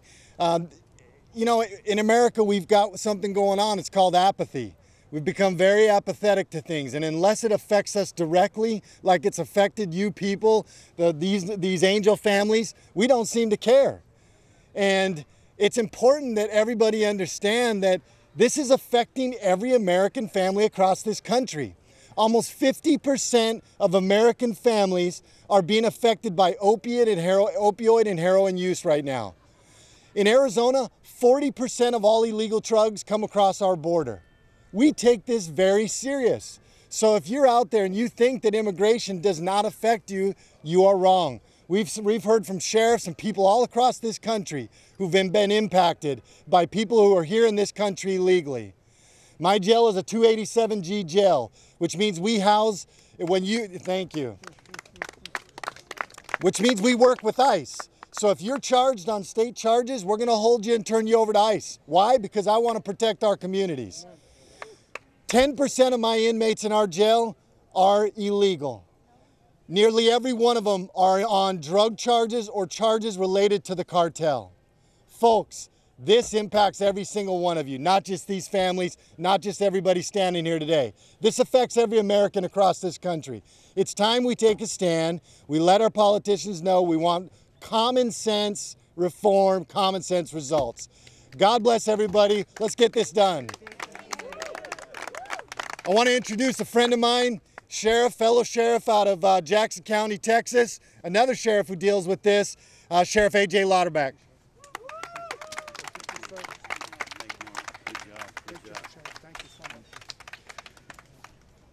Angel moms and dads. Angel moms and dads. Texas sheriffs stand and support you. Sheriffs across the land. These United States of America, the sheriffs in this country are on the move for rule of law, not rule of men, rule of law. We stand with each and every one of the victims of illegal crime. We know what works in this country. We have programs that'll work, and we know that we lack the political will in Congress to get the things done.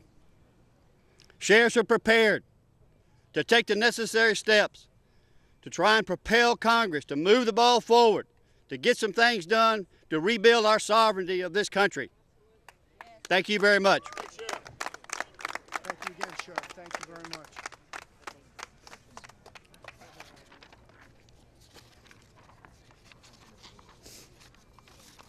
Our next speaker is another congressman from Arizona, state which is being spoken about often as it should today. He represents Arizona's 5th congressional district. Please welcome Congressman Andy Biggs of Arizona.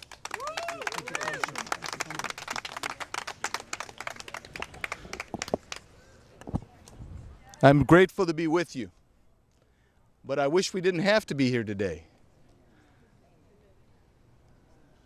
Thanks to Maryanne Mendoza, Steve Runnebeck, and all the Angel families who have endured the unthinkable because our government has done too little to protect this country, too little to protect our sovereignty, and too little to protect our borders, and not enough to protect our friends and our families. And so we have victims of crimes which ought not to have been committed.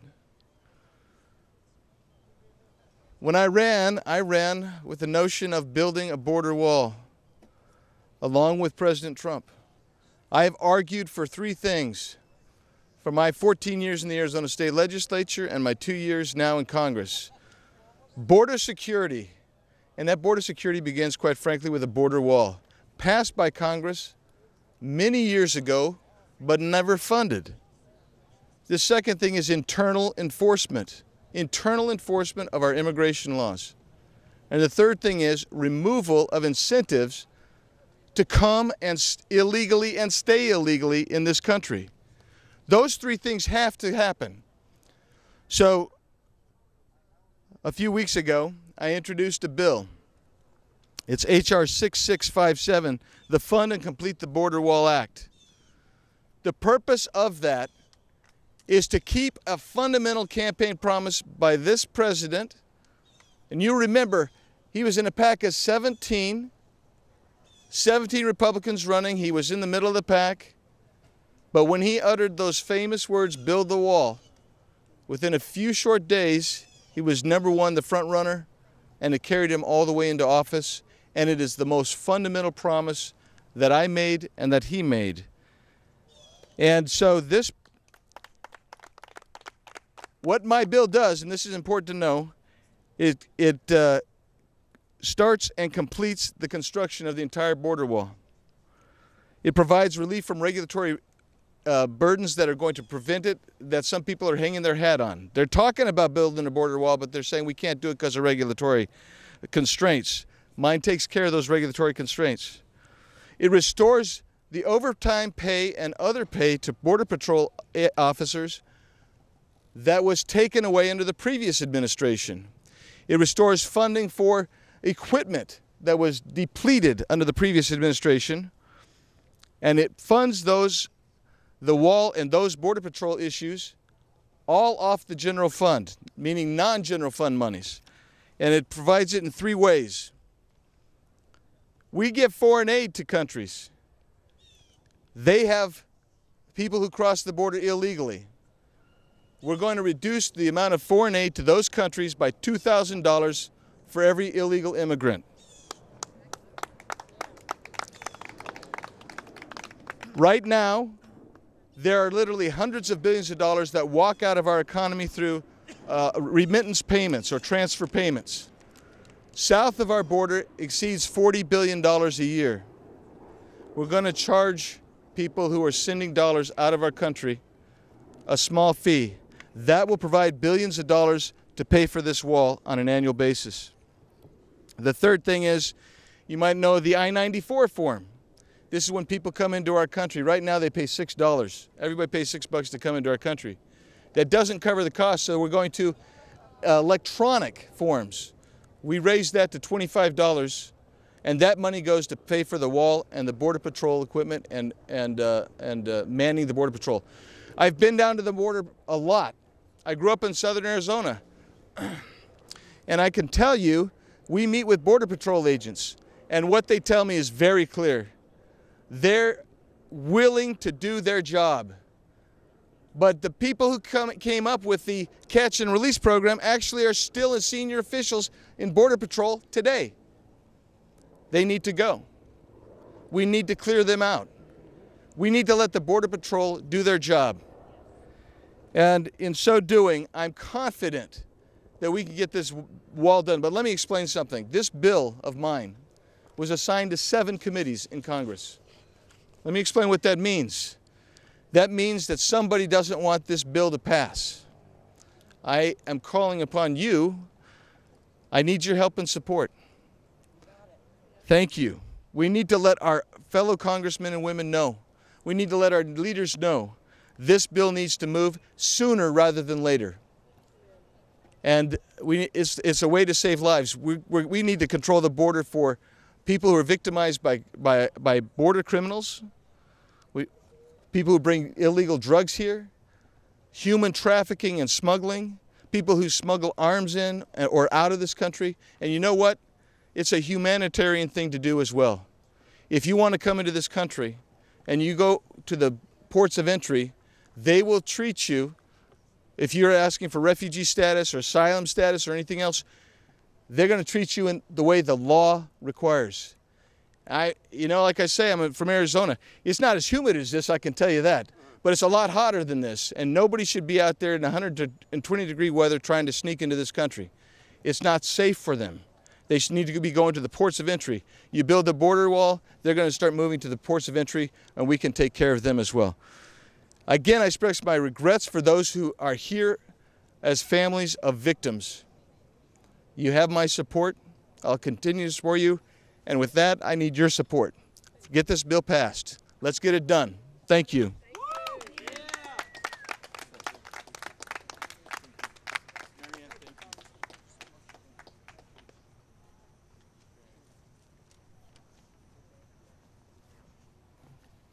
Thank you very much, Congressman Biggs.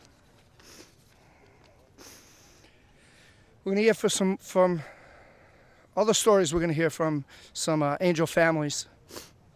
And it's getting hot. But you want to know something? It's not going to be too hot. This issue is too important. Anyway, next up is Sharon Miller.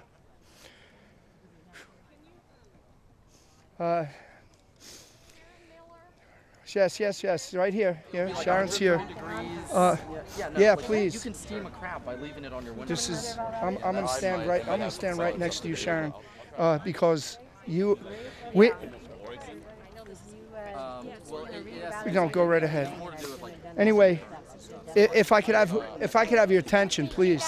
The sheriffs, the police departments, Border Patrol, ICE, great president, Congress, Senate, everything's good and great, and a lot of brave, bold individuals, and some that are weak. Standing next to me right now, is somebody so bold and so brave to come up and share her story. It's one that I promise you is going to pull on your heartstrings and hopefully cause all of us to take action. This is Sharon Miller. Sharon, this is hard for me to even say. Sharon was raped by 9 illegal aliens in California in 2001. Being a son who loves his mom, being a dad who loves his daughter, being a brother who loves his sisters, being a proud patriot who loves every female in this country and will defend every female in this country. These rapists, 9 illegal aliens, were never prosecuted for the crime in California. Go figure, California. And Sharon has the bravery and courage and is bold enough to share her story today. Please welcome Sharon Miller.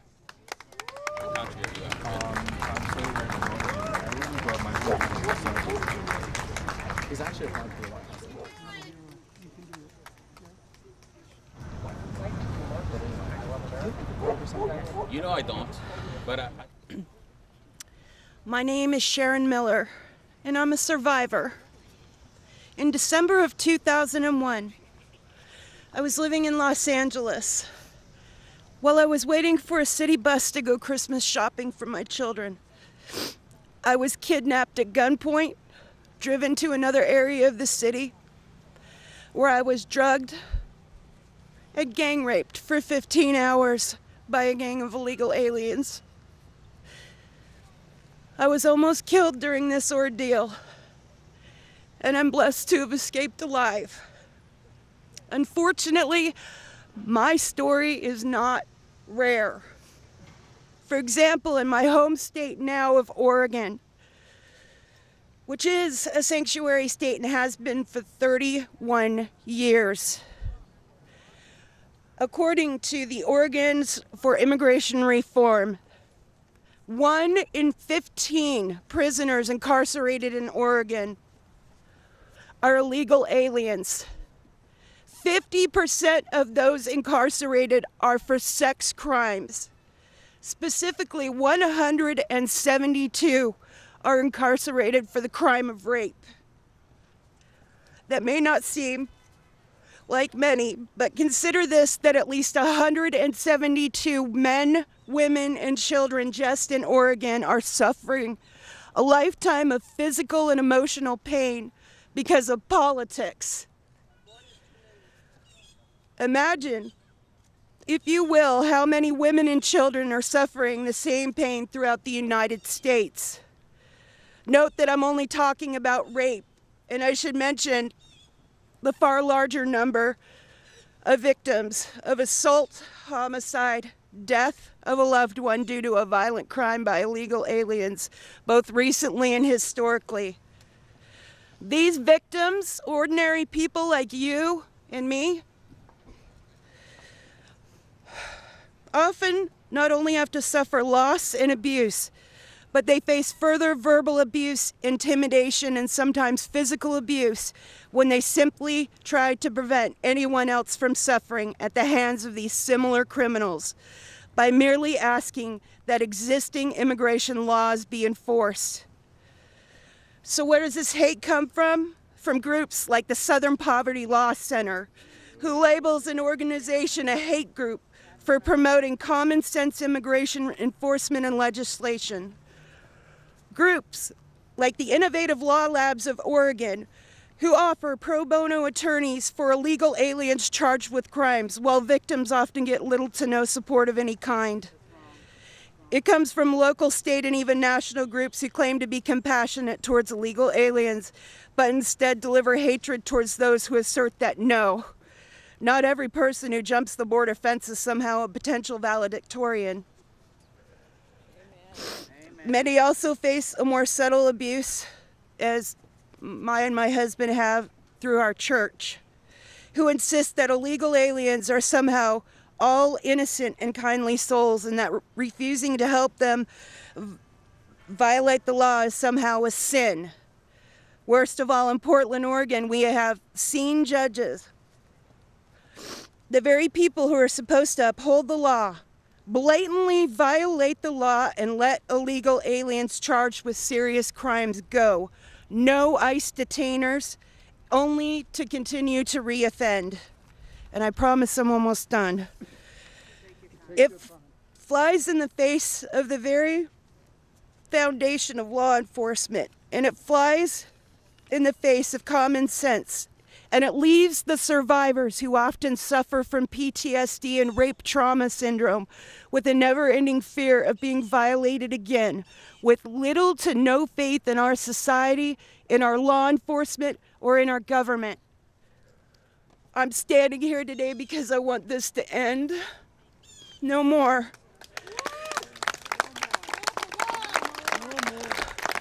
I don't want to have to live with one eye over my shoulder when I walk down the street. I don't want anyone to have to suffer anything like I had to suffer. I just want our leaders to live up to their oaths of office and actually look out for citizens who place them in those positions. How many more people have to be violated, raped, killed before any of them actually do something to show some competency in their positions? How many of them are willing to actually serve the citizens of this nation instead of putting their priority towards those of other nations? I don't care where they came from. I don't care why they came. I don't care what they want to do when they get here. I want them, all of them, to live by the same laws that the rest of us do. And I know you're all really tired of hearing about crimes by illegal aliens and hearing from victims of crime by illegal aliens, but perhaps if our leaders actually do something, if they actually enforce even our basic laws instead of skirting them to win talking points, then maybe you'll stop hearing from us about it. And my life matters. Sisters, look at me, look at me, look at me. There's no one else here right now. I wore a camouflage uniform and I ran in burning buildings for a living. You're far more brave than I can ever be. Thank you so much. Thank you so much. We love you. Thank you so much. Thank you so much. Those cameras that left made a big mistake. They made a big mistake. If that story doesn't call your heart to take action, there's a problem. Sharon Miller, thank you so much. You just gave me my motivation for today. I promise you that. Agnes Gibney lost her son Ronald, who was shot to death by an illegal alien, 42702 in California. Again, California. The person is in prison with a release date of 2020. He's going to be released. He's going to see his family, probably commit more crimes. Just saying. Agnes' son Ronald's not coming back. Talk about family separation. Anyway, I'm looking forward to hearing Agnes' story. Agnes, it's all yours. Thank you. Thank you very much. Thank you. I'm sorry for your loss. Thank you so much. Hi. I don't think we need these over here because probably they're not working, but my name is Agnes Gibney. I am a legal immigrant. My family came to the United States after they left Hungary during the revolution. They escaped from Hungary because of the oppression of the communism that took over the country, taking our civil liberties away from my family. The first time my parents tried to escape, they got caught, they got arrested. I mean, not arrested, they got caught. They took everything away from them, all their belongings, their money, their suitcase, everything. But luckily, they didn't arrest my parents. And the following month, in January of 1957, my family went for the border again through the former Yugoslavia border, and we were successful. This time, they put me asleep so I wouldn't wake up crying and get caught again like we did the first time. We stayed about 10 months in a refugee camp in Yugoslavia, but because my father was born there, they wanted us to stay, and my mother said, no, we're going to America. And they said, well, if you don't want to stay here, you're not going there either. And they refused to allow us to go to the American embassy. We were given 3 choices: South Africa, Austria, or Brazil. We ended up immigrating to Brazil, mind you, as stateless, if you have never heard that statement. That means you belong nowhere, because when my parents left Hungary, they took our citizenship away. When we immigrated to the United States, we lived in Brazil for 13 years and immigrated to the United States. It took us 13 years, but not 13 years of trying to immigrate to the United States. So the media don't even need to go there, that it takes way too long. That's why they crossed the border illegally, because the first 2 times the application lapsed, and the 3rd time my parents followed through, because they came to knock on our door and say, tomorrow is your last day. And within a short few months, after doing full background investigation, full medical exams, talking to neighbors about what type of character do we have, what a concept, we were allowed into the United States, again, as stateless. When we came here, we still belonged nowhere. But I honor this country, because this is the only citizenship I have. This is my home. And when I took the oath of citizenship in June of 1983, before I married my husband, Mark, an American citizen, mind you, so nobody's going to say, oh, you married an American citizen, that's why you got a green card. I took that oath very seriously to protect my country against foreign and domestic invaders. And this is what these are. They are invading our country. My only son, Ronald da Silva, my firstborn, was shot and killed by a gang member in El Monte, where my husband was the deputy chief of police. I never saw a man so broken, so smart, with so much education, so helpless, because he couldn't fix what happened to me. He just saw the devastation and saw my heart being ripped apart and having to bury my son. You see, this gang member had been deported before, and again, he returned. He has a long history of criminal activities on his rap sheet, from domestic violence, for burglaries, assaults, you name it. I don't care. He should have never been allowed back into our country. I come from California. That's the only state I've ever lived. And I'm ashamed to say it's a declared sanctuary state. We're fighting desperately with my friend Ben over here with FightSanctuaryState.com. Please visit our site. And I'm fighting with angel families, because our voices need to be heard. We need to fight this insanity, because if California continues the way they're going, the rest of the nation is going to follow. And eventually, United States may turn into another communist country. Where am I going to go? This is my home, and I am not going to run scared because some thugs are allowed into our home, into our country, and we need to stand up. Every American citizen needs to take notice and talk to your politicians. I went to Kamala Harris, my senator, or should I say not my senator, because I couldn't talk to her. I couldn't talk to anybody in her office, but the receptionist turned her body sideways when I told her I'm one of the angel moms and my son was murdered. And I told her, I said, you know the sign you have by the door that dreamers are welcome? Shame on you. You need to take that down, because that's offensive to American citizens. How about the dreams of American citizens? and I walked out, proud and tall. And I wanted to rip that sign away, but I walked out with dignity and respect. But we need to all stand up for our country and fight with every breath that we have, because I promise to you that I will fight until I take my last breath, because I am not going down, and somebody can kill me because I'm standing up. I fear for my daughters, because this guy is coming out April 2nd of 2020, maybe even sooner, the way California is going with early release. He has an ICE hold, which means nothing in California, because they don't accept ICE holds.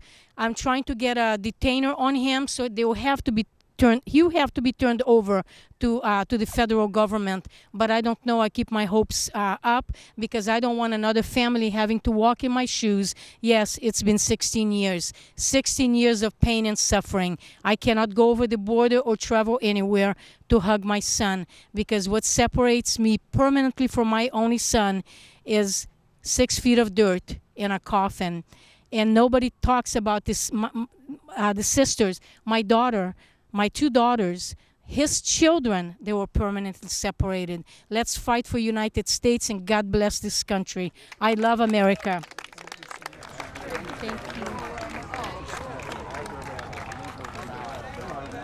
Thank you. We do. Yeah, I bet. She has no this guy right here. No, she only has. I'd like to welcome up to the podium Aileen Smith of Colorado. Her son,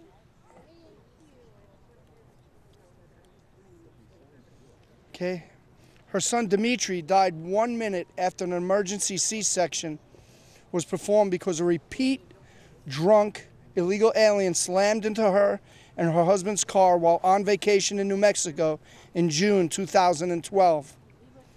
She was 7 months pregnant, and Dimitri was her first child. Please welcome Aileen Smith.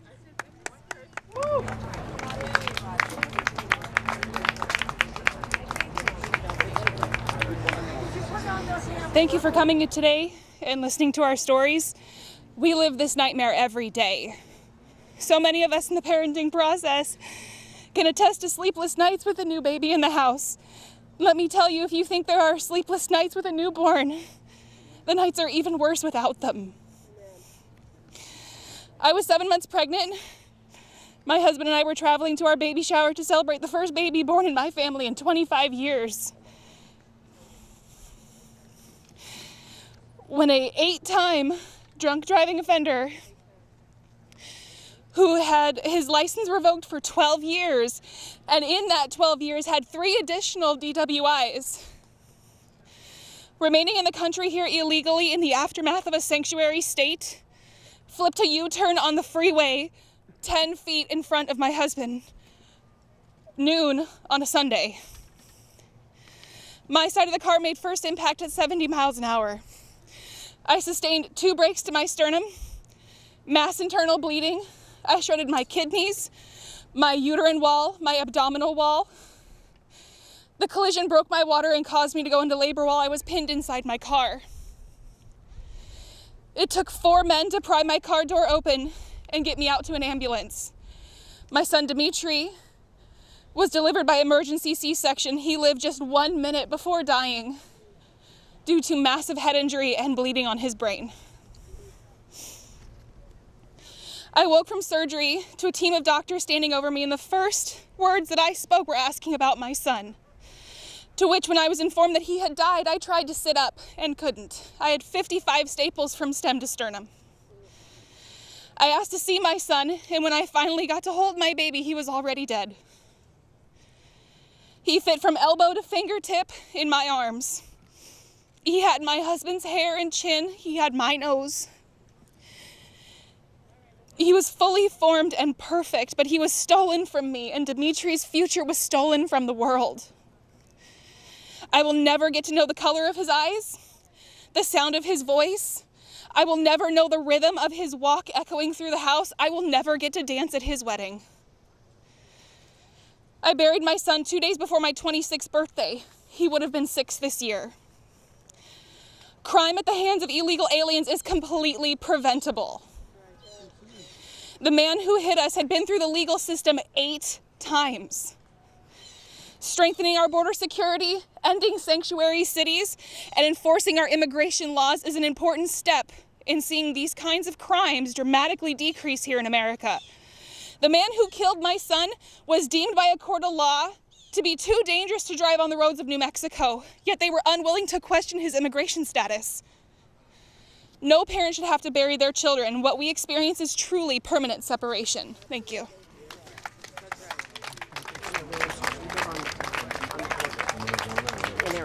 So we go to a lot of these events like Maryanne the last couple of days talking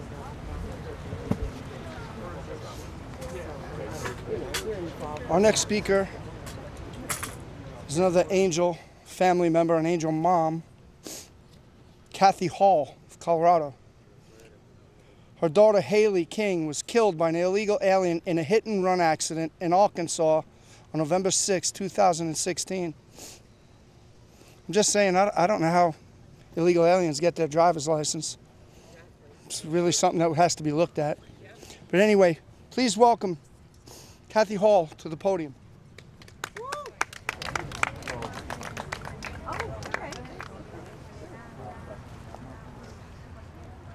Hi. I'd like to say that I'm happy to be here today, but I'm not. None of us should be here.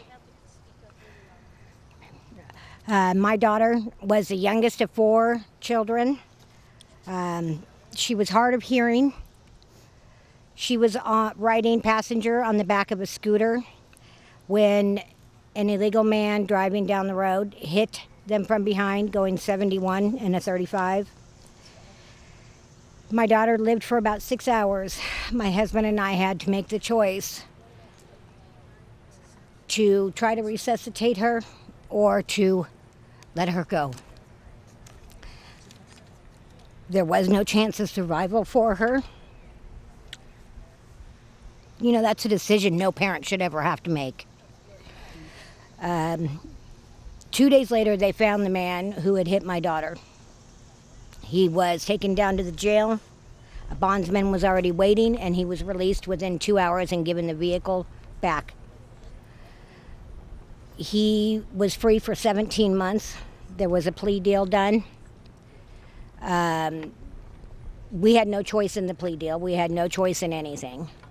We were not allowed to ask for restitution or anything to cover the expenses, although he was able to afford one of the better attorneys in town, pay for expert witnesses. He was fined $270. When we went to sentencing, this man had not been in jail for 17 months.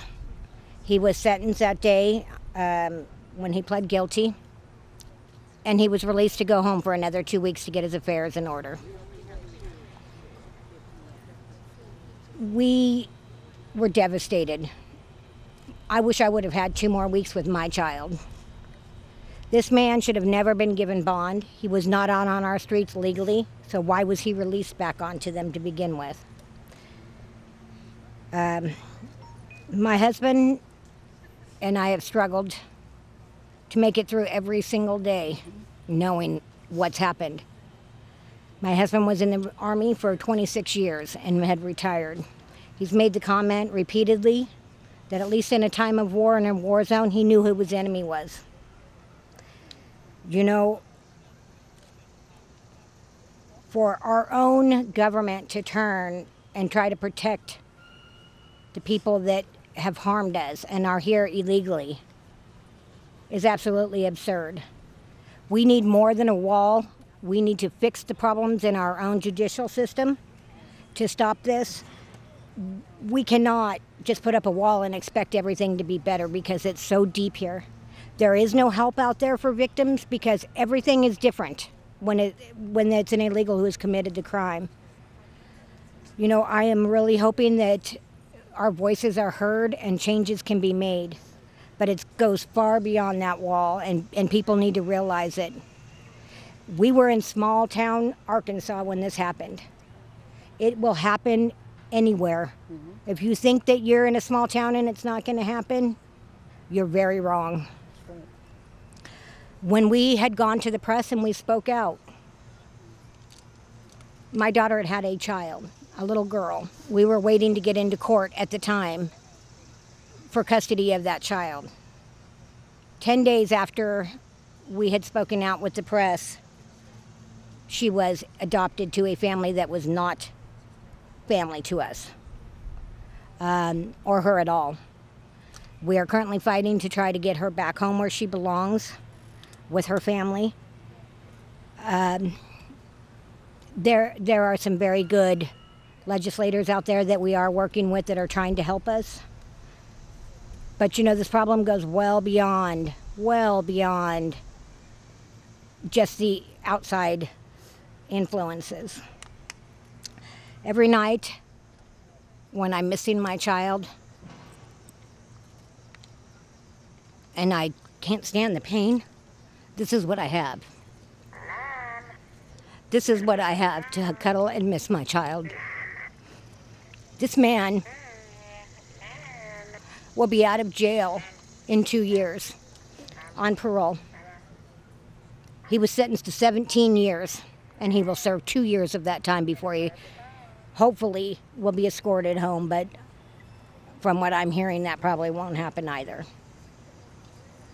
And I just hope that all of you remember when you go home tonight to hug your children. Amen to that. Amen. Thank you.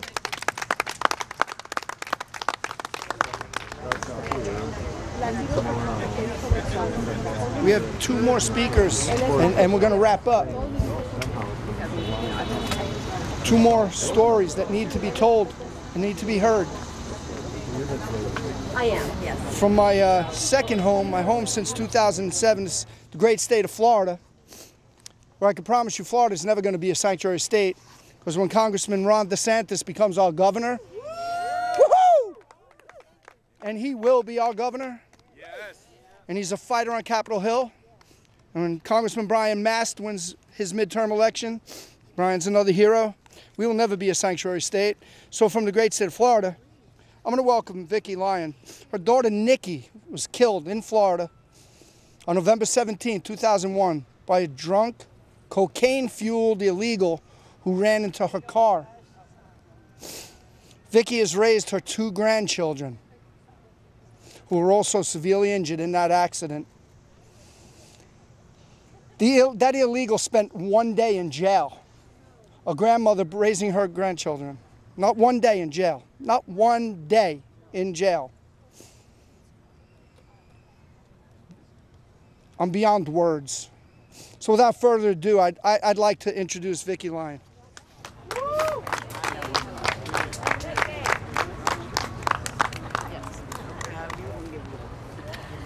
Don't worry about anything.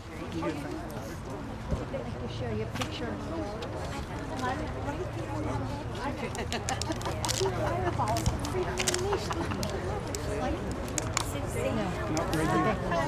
I'll take this. You don't worry about it. You do. Thank you.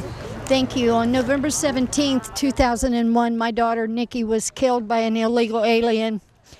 She was driving home from work where she got to work overtime. She was so happy because she was using this overtime to buy Christmas gifts for her children, ages 4 and 14 months.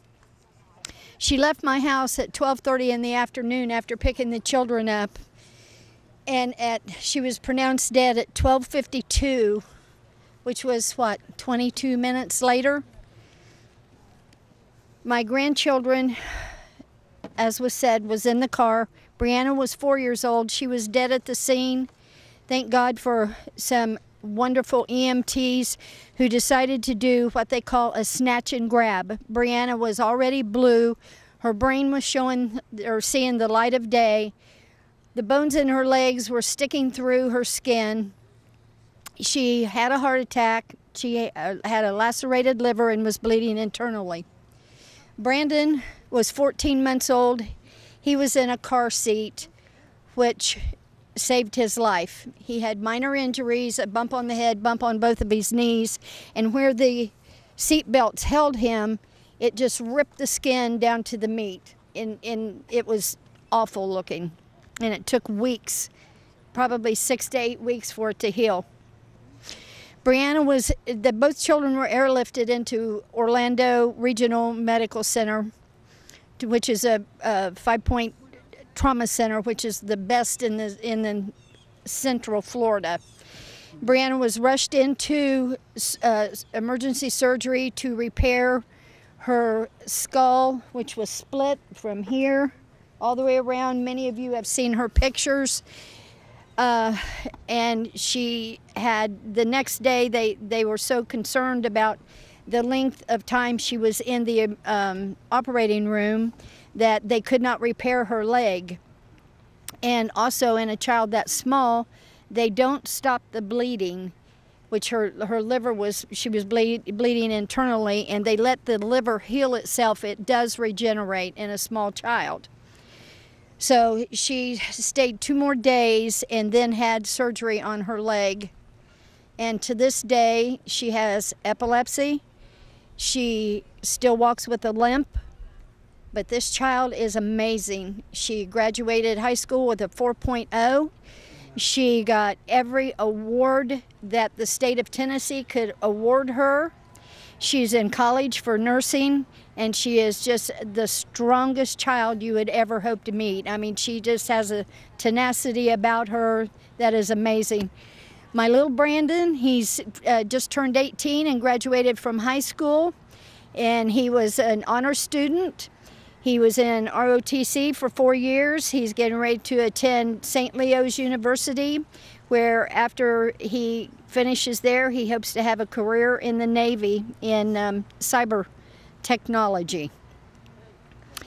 And I'm just amazed at how well these children are growing up and how well-rounded they are.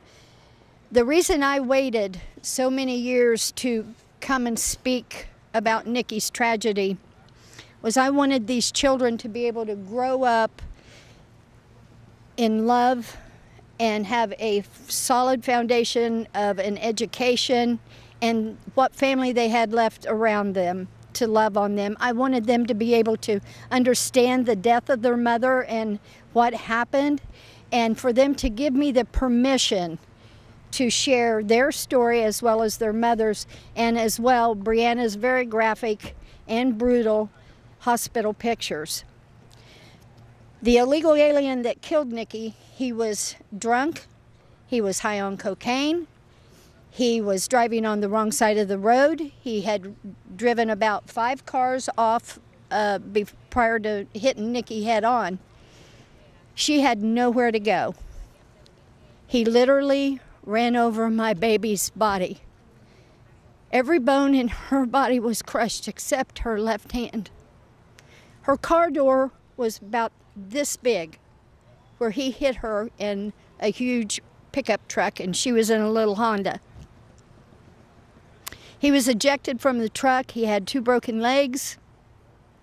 He was taken to the hospital where he was cared for. He needed rehabilitation to learn to walk. They put him in a rehab. His family come in the middle of the night and took him out. We have no idea where he is. We have no fingerprints. We have no pictures. The only thing we have is a blood alcohol level. And I blame, unfortunately, Florida Highway Patrol because they didn't want to deal with Mexico. I wish that we had the wonderful sheriffs that's been here today and law enforcement that's been here today and understands our problems and what we have gone through. And maybe this killer would not be at large. And he's probably back here in the States.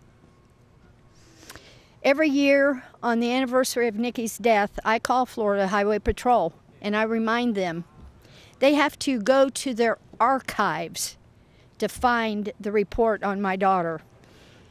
Had I not squawked loud enough, or as they say, the squeaky wheel gets the grease, they would not even have filed charges against him. They did and gave him a $10,000 bond, which means my daughter's life to the state of Florida was worth $1,000. was what my daughter's life was worth, and plus what happened to my grandchildren. What people don't understand is, after we adopted our grandchildren, I spent years in Brianna's rehabilitation. She would have seizures. She would have nights where they were constant, maybe 200 a night. She had to be at doctors every day, and we lived about 2 hours away from Orlando, where I would have to take her, some days 5 days a week. Please don't take it that that was not a labor of love, because it was, and I would do it all over again for the health that she has today and what she is accomplishing in her life. But what happens is, what people don't understand is, after everybody leaves from the funeral and after everybody sends the balloons for the babies and brings a cupcake, you're there alone. You're there alone. You have the medical bills, you have the legal bills, you have the tragedy of all of it that still goes. My husband and I had to file bankruptcy. We lost our house.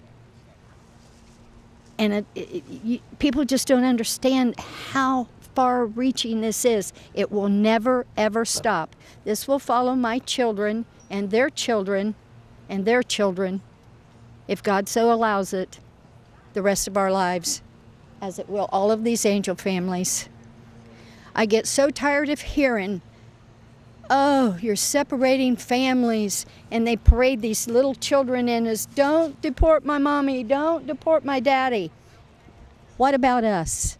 What about the permanent separation that we will have the rest of our life? What about our children and our grandchildren? My mother had a heart attack when she heard of Nikki's death. That was what happened. That was another situation that people don't understand. You know, you have to tell grandparents, you have to tell older people, these things happen. I also want to say, since I'm here with this backdrop, I became angry and I called everybody. I called the White House. I called DOJ. I called ICE. Now, you got to remember, this is 17 years ago.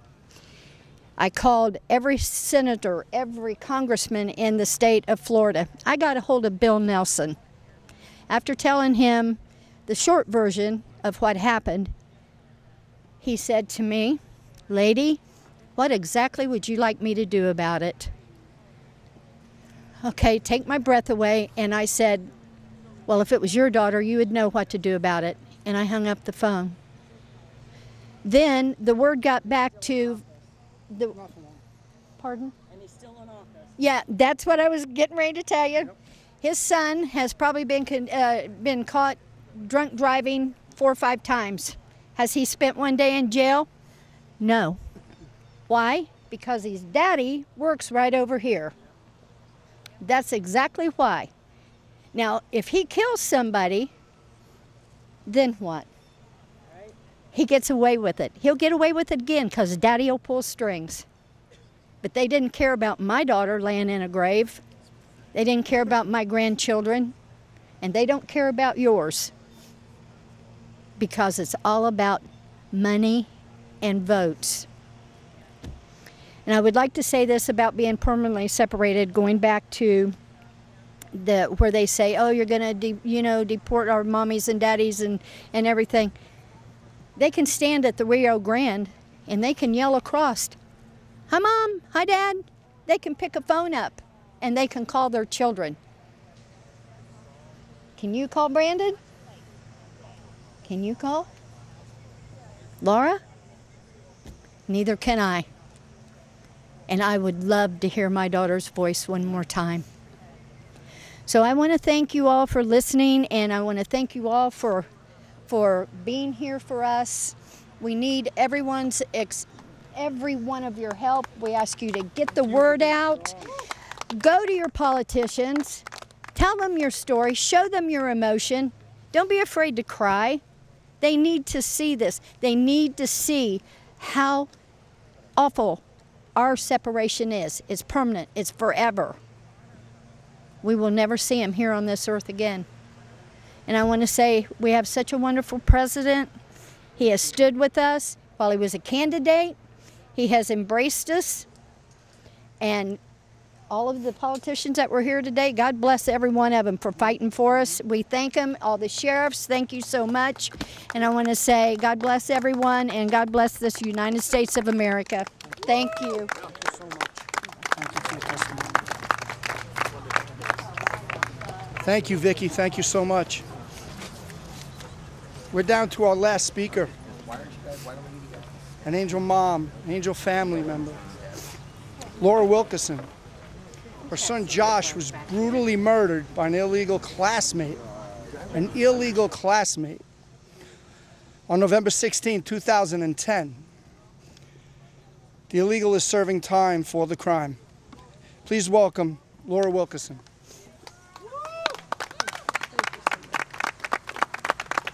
Thank you so much. My name is Laura Wilkerson, and I live just outside of Houston, Texas, and I have 3 children.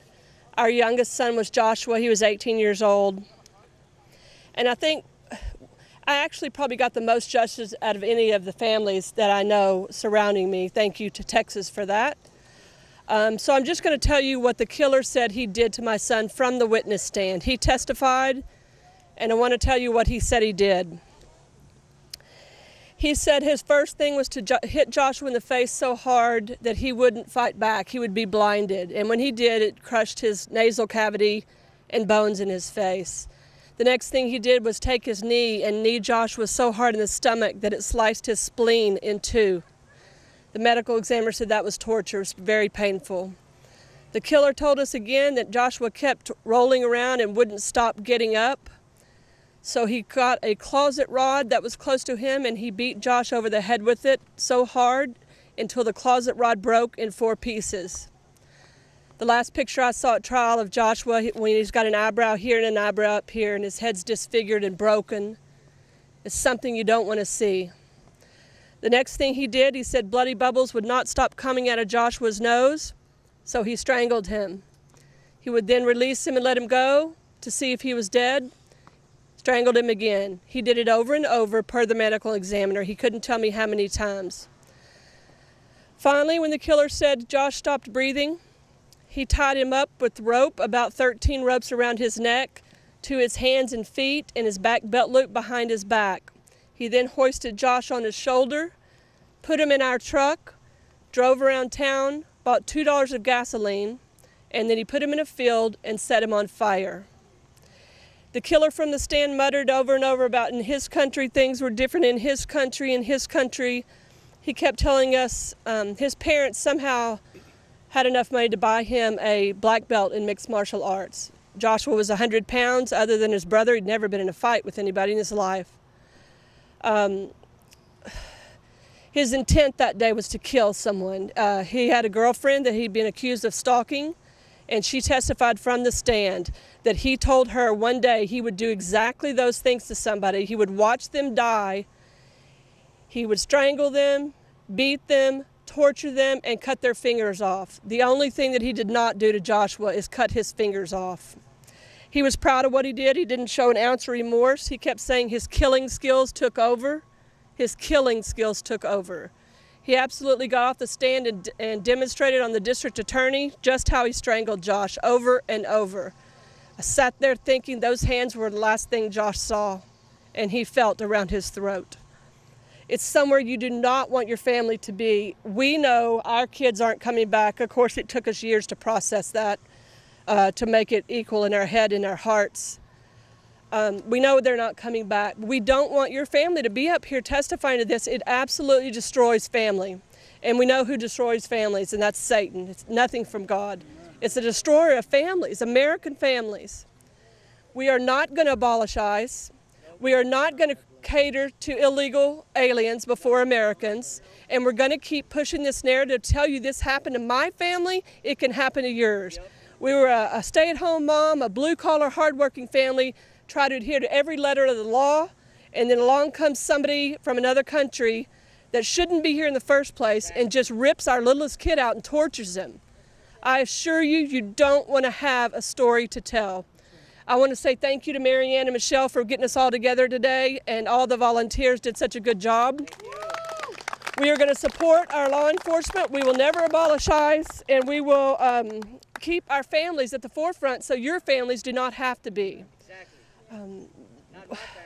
Absolutely. We just can't explain to you how much it devastates a family. You know, you look around, I look at his siblings, and I can't fix them. I feel worthless. You know, everything you do as a mom is you fix your kids. You help them with what they did wrong or what they did right, and you help them. And when this happens, you look at them. And I remember my oldest son came home from the military to bury his little brother. After the funeral, I remember gathering all of us in the living room before I took Adam back to the airport, and I said, we're going to make it through this. You know, we're going to make it. Things are going to be okay, and we're going to make it. And I thought later, that's probably the first time I've ever lied to my kids in my life. I didn't know the next second if we were going to make it. What it does to you is you have to decide 10 times a day, I'm going to make this. In the next minute, you're like, no, I'm not. It's really a decision to live and to push forward and put one foot in front of the other. And it is painful. I don't want you to have to be there. Thank you for everyone that supports us. We appreciate your time, and Joshua's life mattered. Yes. Thanks. Love you. Thanks. God bless you. Americans over illegals. Amen. America first. America first. We're going to close. Yes. We're going to close, and I'd like to say from a very grateful Army veteran, 9/11 first responder, dad who lost a child, I want to thank the Angel families for giving me the honor, the privilege to MC today. I want to thank everybody who stood here for 3 hours plus to listen to the stories that must be told over and over again until the people behind us take action. I want to thank you, brother. You stood here the whole time. I watch everything. That's how I was trained. Yeah, people that stay, people that stood holding signs, people that support the Angel families. The Angel families will be speaking tomorrow at the Mother of All rallies. Show up. I will show up. Angelfamilies.com. Visit the site, donate, help grow the movement. It's all about action from here. You have Angel families that are taking action through their pain, a pain I know all so well, a hole that I could only get filled from my God, to be honest with you, and from continuing a life of service. Angel families, life of service. And yes. I want to say one more thing. Yes, absolutely. I'd just like to remind everybody that the law is what keeps this not racist, not hateful. It's not about what color you are or where you're from. The law is what keeps this across the board correct, and we need to keep that. Thank you. Okay, and this is the last thing from me. Believe me, on social media, I've actually heard from people, you must be a racist. I ran into burning buildings for a living, and I promise you, I didn't stand outside of a burning building and say, are they black, white, brown? Are they Asian? Are they Mexican? Are they white, black, gay, straight? No, we're a family. We're American. Exactly. America first. Yes, until we clean our house, we cannot help others clean their house. Anyway, I want to thank everyone. If everyone could give a hand pitching up, cleaning up, I'm sure the Angel families would appreciate it. Count me in anytime you need me. Thank you so much. Have a great day. Thank you. Thank you.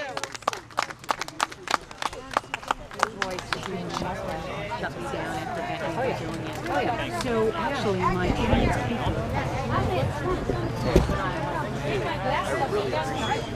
That guy right there, you just follow him. He is a man, dude. Come here. And the great thing is, just know. Give me a hand to back.